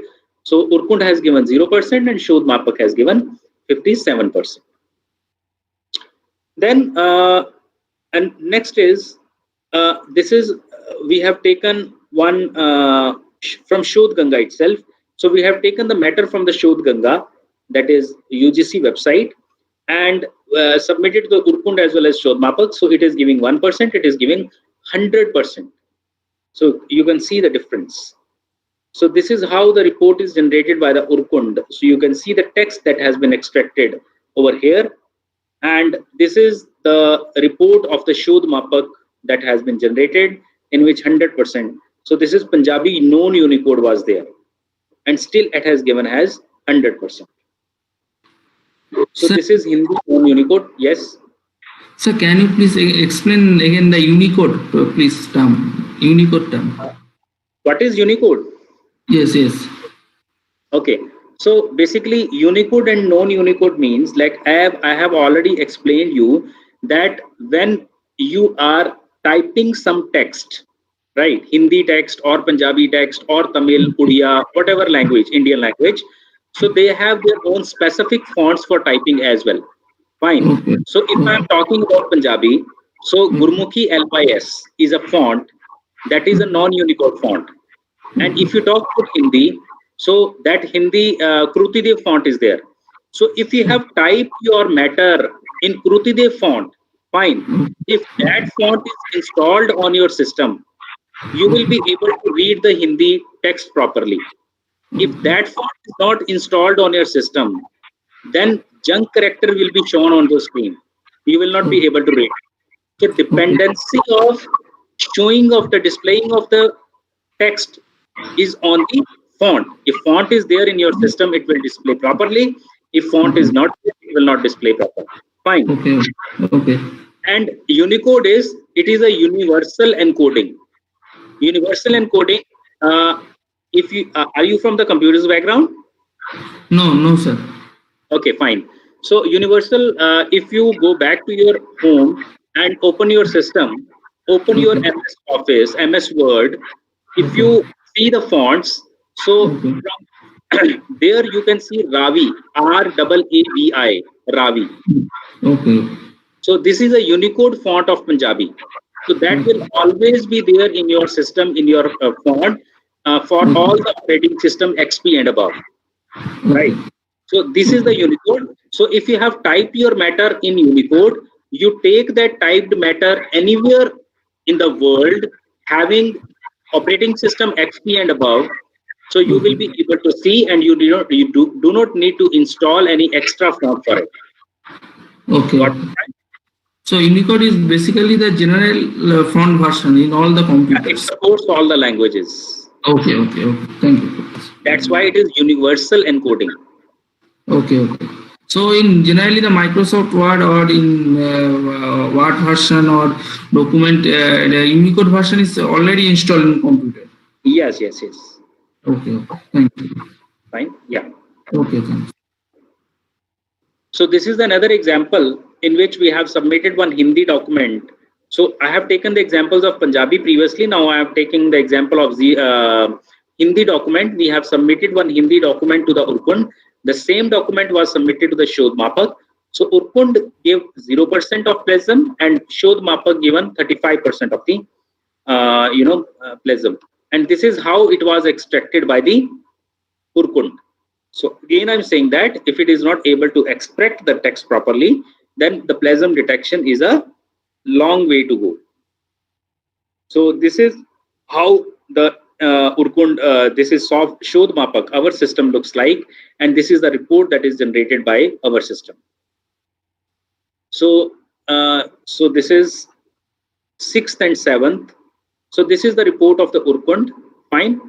This is the grid panel of the Urkund that we have taken the screenshot for that, in which we have submitted the chapters. You can see that sometimes you see that here this triangle box is coming with warning sign. Why it is coming? Because it is reflecting that it is not able to read your document. Fine. You from here you can see that 1, 2, 3, 4, and 5. Look at the 4 and 5 column over here and number of words over here. The file is of 17 MB. The file is of 25 MB, but it is not able to extract the words out of it. 0 word extraction. 0 word extraction. Because it is not able to extract the text out of the PDF file. That's why it is not able to give you the results. Fine. And that's why sometimes you are getting the error message in your email box from the Urkund that there are only 3 or 4 words in the document and we are not able to do the plagiarism check. So this is the next example in which it is this is result by our Shodh Mapak. It is showing 98.42% of plagiarism, so 99%. This is another example of our student that is giving 100% of accurate plagiarism. This is another Hindi text that we have submitted and it is showing 100% of plagiarism. Yeah, so now I'm coming to what are the project stages that we have developed and we have crossed through and we have developed the whole system. First is the documentary repository building. This is the backbone of your system. If you have used Shodh Ganga, it is a PhD thesis repository website maintained by the UGC, maintained by the Inflibnet Ahmedabad. So whenever some PhD thesis is submitted by the university, they need to upload that PhD thesis on the Shodh Ganga website. So it means there is a common website where all the PhD theses submitted all over the India in various state universities, they are available on that Shodh Mapak. So that is the repository. Fine. Second is the internet from where you are matching the content of that website. Fine. Of the input document. And one is PhD thesis. Another is books also. You need to have the books in your repository also. You need to have the research articles in your repository also. So if you talk about, English, so a lot of research papers are available on the Google as well. But if you talk about Punjabi, so they are printed in the printed form only. So if we are talking about magazines, so they are not available online. So if the person is picking that article from that magazine and publishing in some other journal, so because that document is not in the repository that has already been published, so it will not come into the prism. So you need to have that all the documents that are printed offline also, that should be the part of your repository as well. So then you need to input the document for pre-processing. I'll be coming how we are doing the pre-processing. Then document has to be prepared, document has to become compared, then we are evaluating our system, and then we are deploying our system. Yeah, so proposed architecture. This is a generic architecture for Indian languages.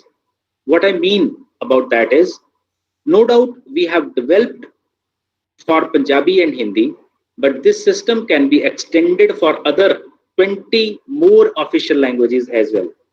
And I always welcome the researchers to join hands and complete this project for other Indian languages as well.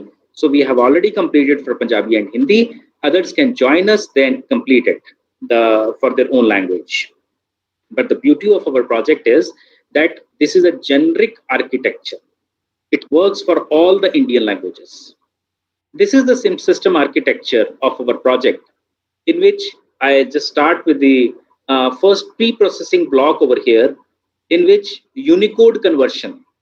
Unicode conversion means we have developed one font converter, fine, in which if you have some known Unicode text with you, we need to first convert into Unicode. So that we have not embedded into our system, but we have kept that module independently. So anybody who have the material in known Unicode, first it has to convert into the Unicode and then submit to our system for finding the pleasure. Fine. But we have the system, we have already developed the system for Unicode conversion. And for that, you can see the character mapping database is required. Means if I talk about Krutidev, so Krutidev means if I'm typing A in English, so it is equivalent to K in Hindi. So we need to have all the character mappings so that we can convert the Unicode into the Unicode. Then when the document is in Unicode, we need to convert we need to remove the stop words from that. What do you mean by stop word? Stop word means the generic words that should not come into the plasm. We should not consider in the plasm. Ka, ke, ki, hai, he. So these should not come into the plasm, and any number more. So we have found a lot of plasm detection stop words. We have put into the repository, and then we are removing those stop words from our input document so that it should not come into the comparison when we are finding the plasm. Then is stemming and lemmatization. So why we require this stemming? That is very important. Means when you are stealing someone's document, you try to find ways for stealing it. Fine. So what you are doing is you try to modify the existing document by putting the inflected words over there. Fine. Synonyms over there. So here we are removing all the inflections and we are taking the document to the base document, so that if the author has done some chhed with the document by doing some inflection over there, so it will come to the ground level. Fine. So all the stemming has been removed and it has put only the stem root into the document. Then is document preparation. Pre-processing we have done. Fine. And for pre-processing we require character mapping, we require stop words, and for stemming and lemmatization we require named entities and Unicodes. So here named entities, they are also the part of, they should not come as the plasm detection part. So if I say that compact disk, right, National Institute of Technology Hamirpur, so they are named entities. State Bank of India, Punjab National Bank, they should not come as the plasm word. So they are the named entities. So Unicode is how, so I'll come in later. So then we are preparing the document. Again, see the synonym replacement. Synonym replacement means that people are doing paraphrasing. How are they doing? They are replacing the words present in the already published work with some new synonyms, so that it should not come into the plasm. So then what we are doing is we are removing all the synonyms, and whatever we have decided the synonym word, we are keeping that so that it should match with the depository, match with the net and so on. So we are able to catch the plasm. Part of speech tagging, we are putting it is a noun, it is a verb, it is adjective and so on. We have done we do the part of speech tagging of the document. Then we are indexing the document, and for these three we require dictionary or wordnet, we require the annotated corpora, and for document indexing we require keyword document pair. Fine. So we are having number of documents, and along with that we have the keyword, so we are having keyword document pair. So moving ahead, we are having document comparison, in which we are building n-grams, and then we are calculating the n-gram frequency. Fine. So n-gram means tokenization. N means if you have taken the window of 4 or 5 or 2 or 3, so depending upon that, then we are comparing the n-grams, and then we are checking the plasm, and for that we require a big document repository. And here when we are talking about finding the plagiarism, so we are going for the internet and online document repository as well. And here you can see for stemming and lemmatization, we require the stemming rules. Fine. So here you can see we are having two rectangular vertical boxes. One is language independent, another is language dependent. The programming part is language independent, but anyone who wants to extend this program detection tool for Tamil, so provide these all the database for Tamil. So we will plug in and the system is ready for Tamil. Provide us the this language dependent parts in Udia, so it will be ready for Udia. So it means the system is ready in general. Now you can just plug in the language resources. The system will be ready for your own language as well. So this is the beauty of our architecture, that this is generic in nature, and we can have the vertical columns over here for making it compatible with your own language. So presently we have completed for Hindi and Punjabi. And this is another beauty of our system, that open source platforms has been used for the development. We have used Tesseract. This is Tesseract OCR. If you have not seen, you just go and Google it, Tesseract OCR. You can use it. The results are very promising. This is open source OCR. And there is Hindi and Punjabi text export as well. But there's a problem of some Sihari means choti e ki matra when you are extracting the text from the PDF. So we have resolved it and we have modified it. We have used Apache Solr for document archival and indexing. So we need to do a lot of efforts, because in India, as per my knowledge, no one is using Solr, and we are using the Solr for this. Then Twitter Bootstrap is there. Fine. So PHP, we are using JSON, and even we are using Python as well for some of the module development. So these are some of the I have listed over here.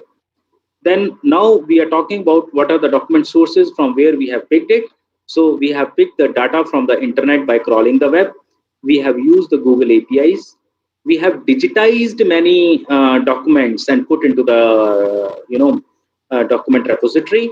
We have entered the document data as well. Yeah, this is the very big achievement that we have done. Punjabi thesis. If you go to the Shodh Ganga, there are very less Punjabi theses that are available.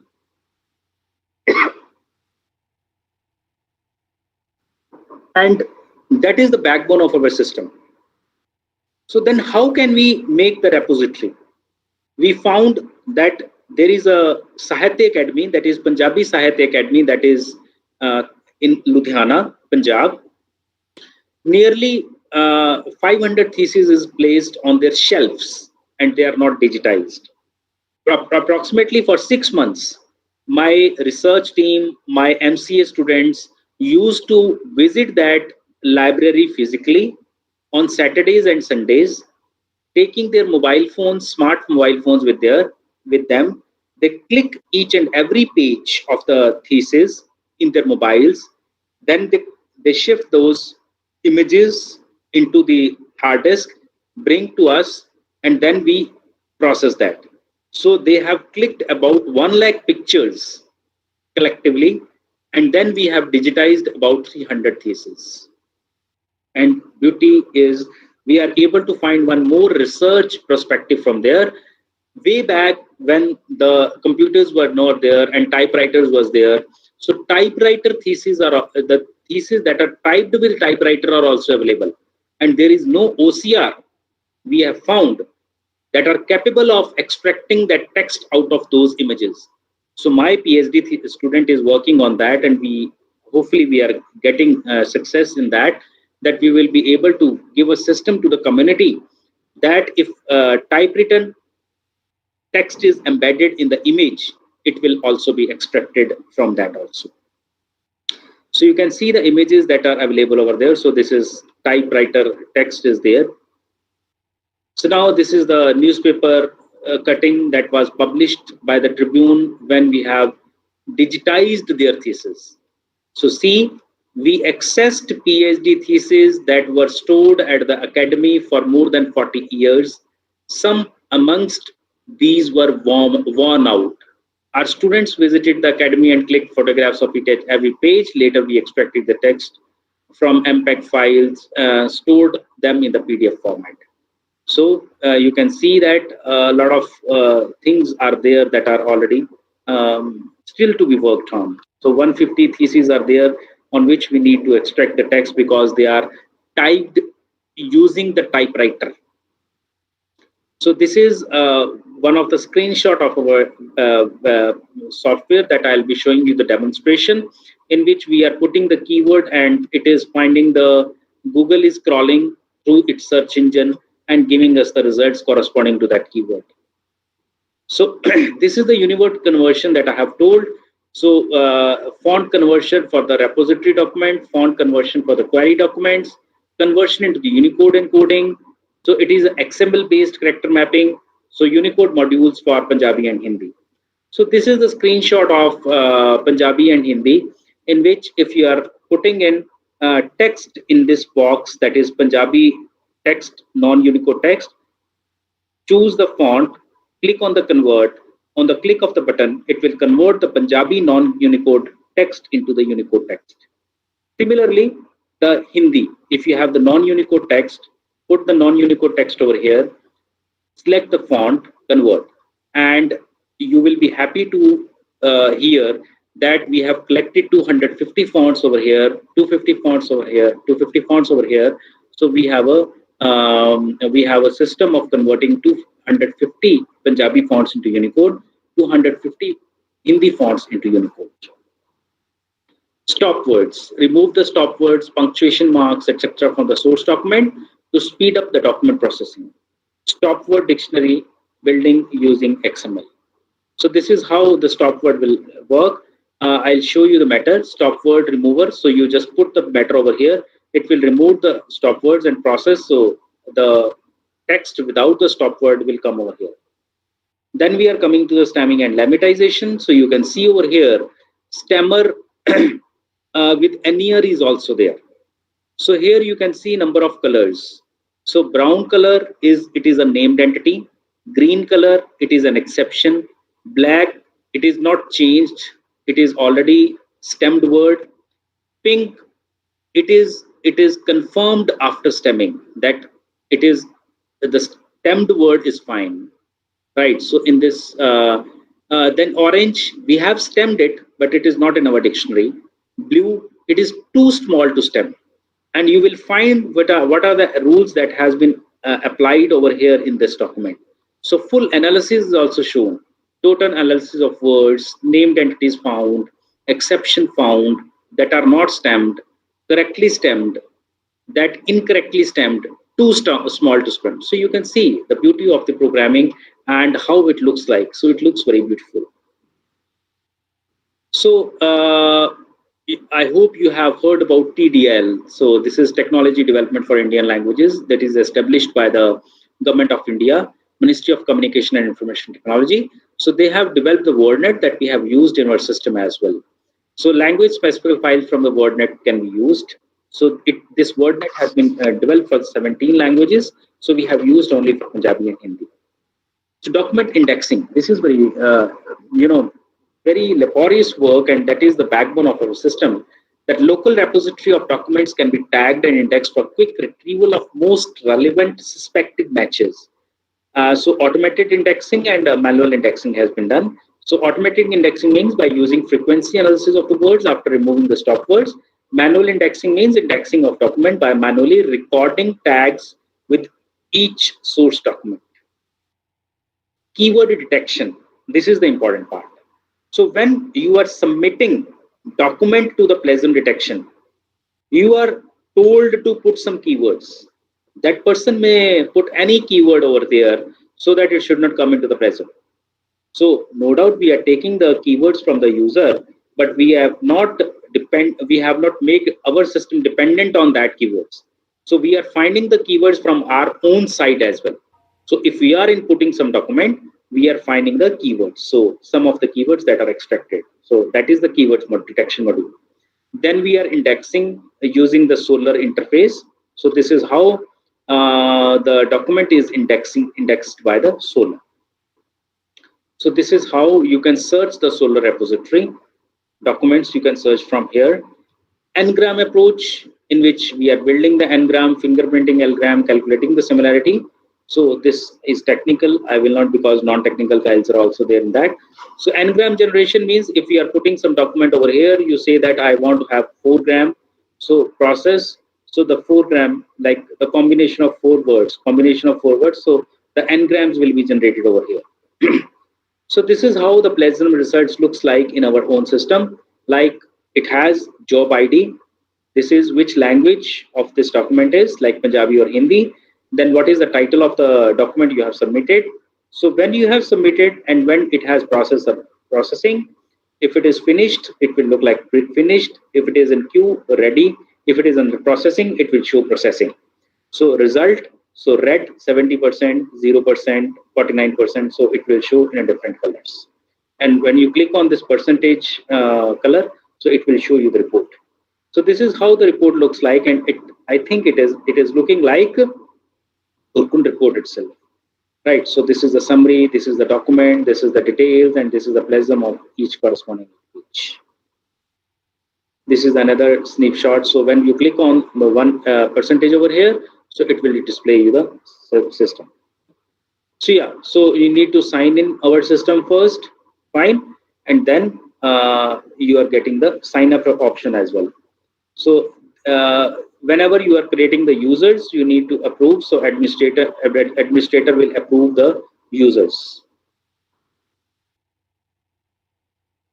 Then is job submission. So this is how you can submit the job. You put in the title of the document, who is the author, who is the source, keyword, abstract, it is a PhD thesis, MTech thesis, whatever it is, language, and add to the repository. So here, this is how you are adding the document in the repository. It is not you, but this is the administrator.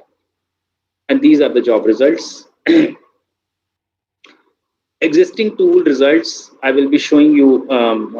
We are submitted 4 pages document, and this is how it is extracted, and this is how the result is being given.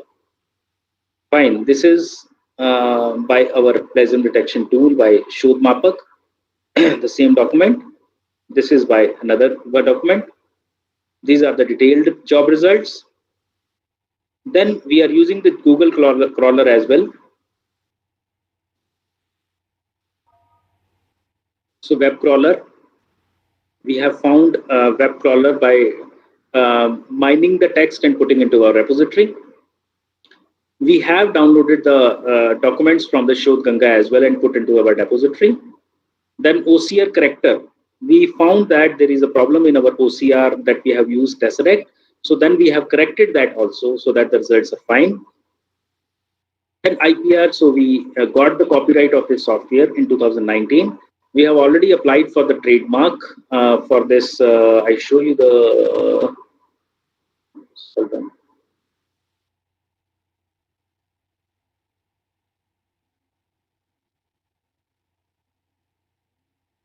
Yeah, so you see over here the logo Shodh Mapak, right? This is the logo that we have put for the trademark, but in the copyright office, but it is still under examination for last 1 year. So we are not getting the date for the hearing from the panel members. So let's hope for the best. We got the trademark for this. So then we have contacted the Punjab Digital Library Mohali. So from there we got 320 books in total, but that is the images that are there, but we are not able to use it. And these images were in the handwritten format. So these are repository with us, but we are not able to use it. So Punjabi University Library, so we have digitized the theses that are placed on their shelves way back, and it has not been done yet. So my project staff has gone over there physically and done the digitization. Even books were digitized and put into the repository. So this is the statistics of a repository in which we have 3,900 documents in total, 2352 documents in total for Punjabi. This is the bifurcation, thesis, MPhil, thesis, research paper, book, magazine, newspaper, and total.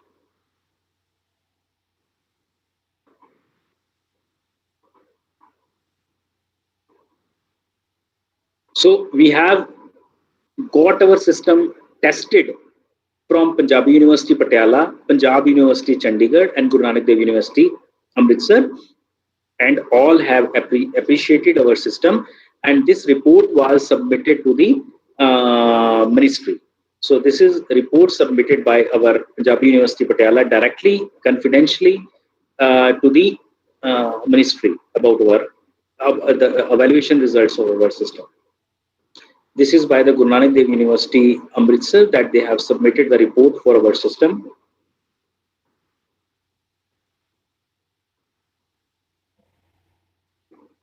This is the email sent by Punjab University Chandigarh librarian after testing our system.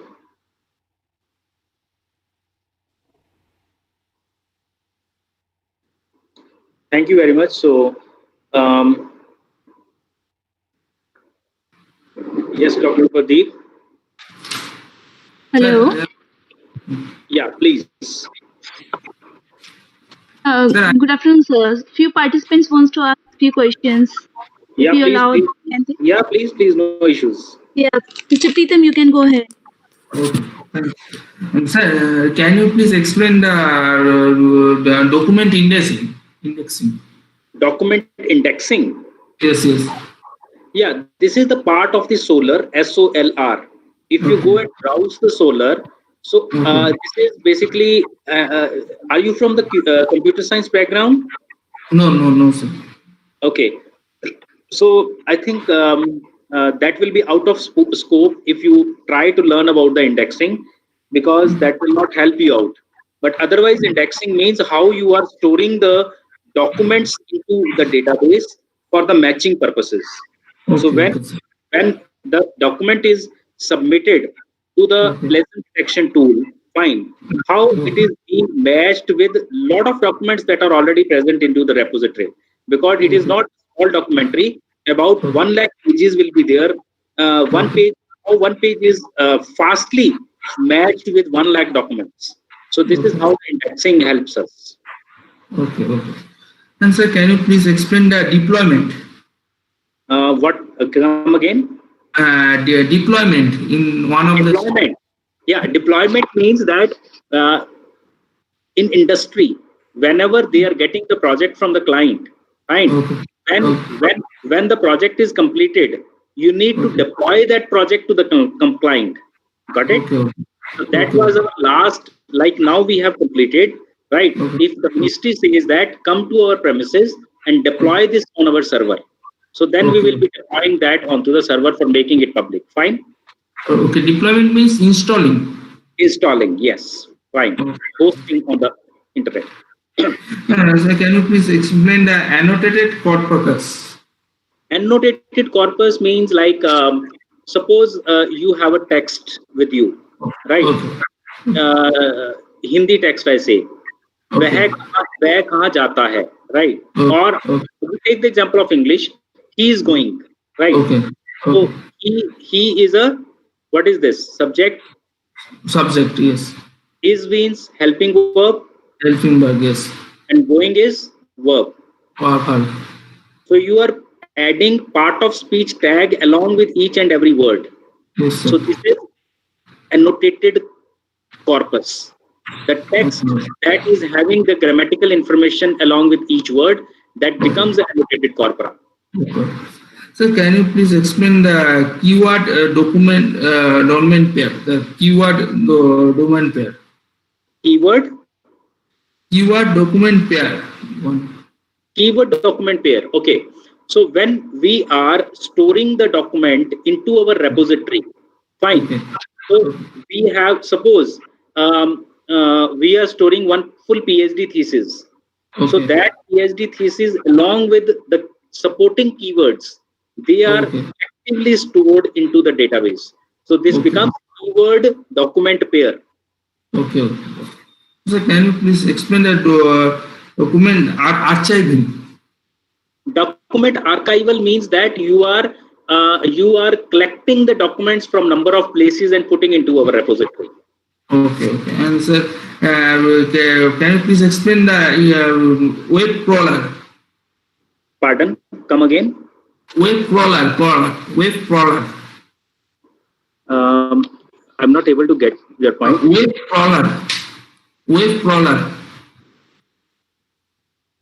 problem. You can just type in the text box. Okay. He might be asking for the web crawler, I guess. Web crawler. Okay, web crawler.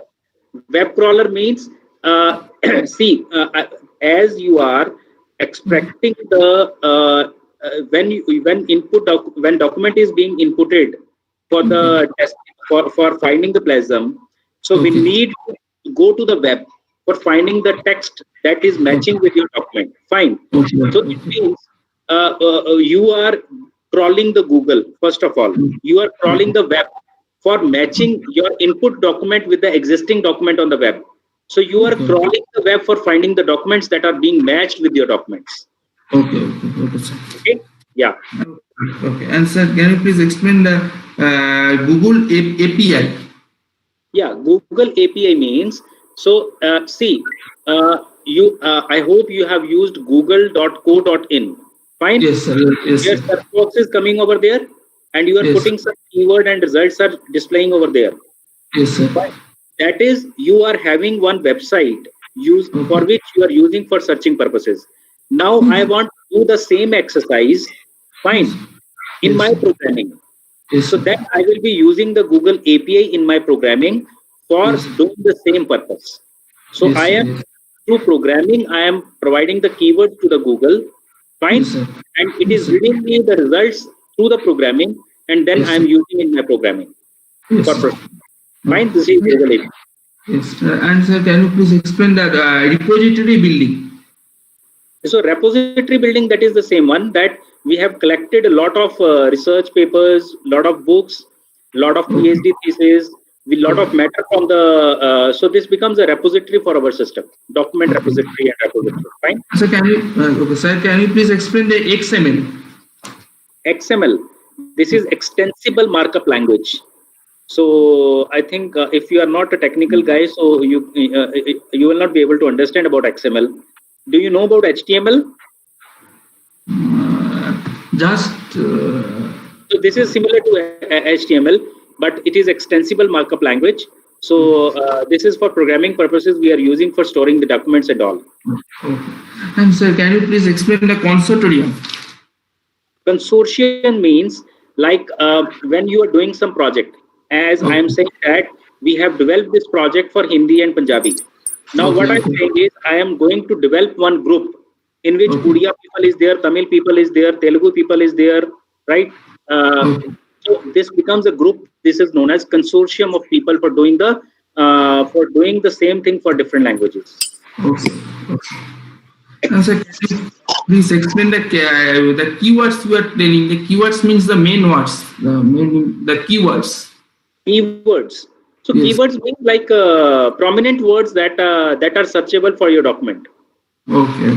And sir, can you please explain the repository search? Repository search. Yeah, repository search means that we are doing the search from the repository. That is from the documents that we have stored in our database. Okay. Sir, can you please explain on the source in job submission? Job submission, I'll be showing you the demo over here. So if time allows, so you will be able to see that. Fine. And sir, can you please explain the OCR character? OCR character means I have already told you that Tesseract OCR has been used. So there were some mistakes that were there. Then we have done the programming for correcting it. So that's why we have kept it the name as OCR character. Okay. And sir, can you please explain the IPR details? IPR means intellectual property rights. We have taken the copyright of the software on our name and we have submitted the documents for giving us the trademark for the Shodh Mapak. Okay. Thank you. Hello. And sir, last question one. Sir, can you please explain the implementation of GUI? Graphic user interface. I'll be showing you the graphic interface. You are using this Google Meet, so this is a graphic user interface of that. Okay. Thank you, sir. Thank you. Good evening, sir. This is one of the participants speaking to you from Bhilai Institute of Technology, Durg, Chhattisgarh. Very good evening. Very good evening. I'm very delighted to listen to this presentation of yours, because you'll also be pleased to know that I myself and my scholar is doing one research in plagiarism, and Oh, that's right. Great. yeah, sir. And what we have done is that we have compared with the state of art commercially available tools, as you explained, Urkund and this Turnitin. So we have somehow, by God's grace, we have twisted the logic in such a way that we have entered into the realm of contextual plagiarism. That it was observed that some of the corpora, when that particular academic theft is going on, they were not able to catch the ideas from the borrowed manuscript. So we have imbibed the concept of idea plagiarism, sir. So I just wanted to ask you whether did any one of your scholarly work groups enter into this particular realm of idea plagiarism? No. Presently, we have not worked till date. We have not worked on idea theft. But this is really, I'm really happy to know that you are also working on similar kind of projects. And really, I'll be happy to whenever you are finishing the things. So I'll would like to see your work. Yes, sir. Even please give me a mail ID, and I want to talk. I'd like to talk our work in depth. Another thing, sir, you explained one block diagram. So that block diagram was containing that last block where text similarity was included. So when your scholarly work groups worked on that particular area, so which similarity metric you made use of? Cosine similarity. Time. Okay. Sir, because we searched upon 8 to 10 similarity metrics, including checkart coefficients, including overlap. This metric, one of the I have one. TF-IDF is also there. TF-IDF. There is one person called Miranda Chong from Germany or UK or something. He has worked on so many metrics, and our experiments included each of the metrics, and we tried to compare with each of the metrics. And again, you'll be delighted to know that we have innovated a new kind of similarity metric for idea planning. Nice, great, wow! Happy to hear from you, and really, I'll be happy to work with you in future whenever we got the chance. Because while myself and my working for English only, you're working for English only. We are working for English only. A lot of work has to be done for the English, but there is no work for the Indian languages, So you try the same Urkund or Turnitin for your own language, your mother tongue language, so it will not work. You just try to find out that pleasant detection tool. So because that was the thing, and another I wanted to ask you that people are working and they are talking about a lot about DL models, the deep learning models. So what is your thinking perspective? Will DL models work in the realm of plagiarism detection? Ma'am, for that, experimentation can be done, but I don't think so, because what you need to do is, first you need to have a source document. And corresponding to that, you need to have a lot of variations of that document that you think that it is a plagiarism. Fine. That will be basically the learning of your system. So that will be really difficult to find such type of documents and repository. So I don't think so that this will be of much help. Even I also agree to your statement, because people everywhere machine learning, deep learning should not work. People are after DL models. I know that. DL models, but what my personal opinion. I think you have observed this now these days during the vivas of MTechs or PhDs. The examiners has start telling that you have used the pre-programmed algorithms. Tell your own innovativeness. Yes, sir. True. You have just collected the corpus. You have just collected the data set. You have put into that. Right. They are beautiful, for doing projects, at least at right. level. But for research, I don't think so it will work until and unless you get into the core of the DL model. Yes, very right. You need to learn that algorithm. You need to write the algorithm by yourself by modifying it according to your need. Thank you very much, sir. Please share your mail ID such that we can talk about it. My mail ID is very simple. This is vishal.pup@gmail.com. Acha. Okay, sir. I'll note it down. Thank you, sir. Okay. Thank you, ma'am. Sir. Yes. Can you please again repeat your email ID? Vishal, VISHAL .PUP, Punjabi University Patiala @gmail.com. The UP at ma'am has already mentioned in the text box. Thank you. I have one question regarding that. For the plagiarism detection, the various tools are used for that is Authenticate, Plagiarism Checker. So among the best, so what can be the best that is for among the Authenticate, Identicate, or Plagiarism Checker? Who could be the best? That is very debatable question that you have asked. So best word I cannot use for anything. So one is working fine for one document, it is not working another for another. So it is a mix of things. Like Authenticate is working for some good, Turnitin is working for some, and Urkund is working for some. So you cannot generalize that what is the best. But presently scenario, Turnitin is giving good results.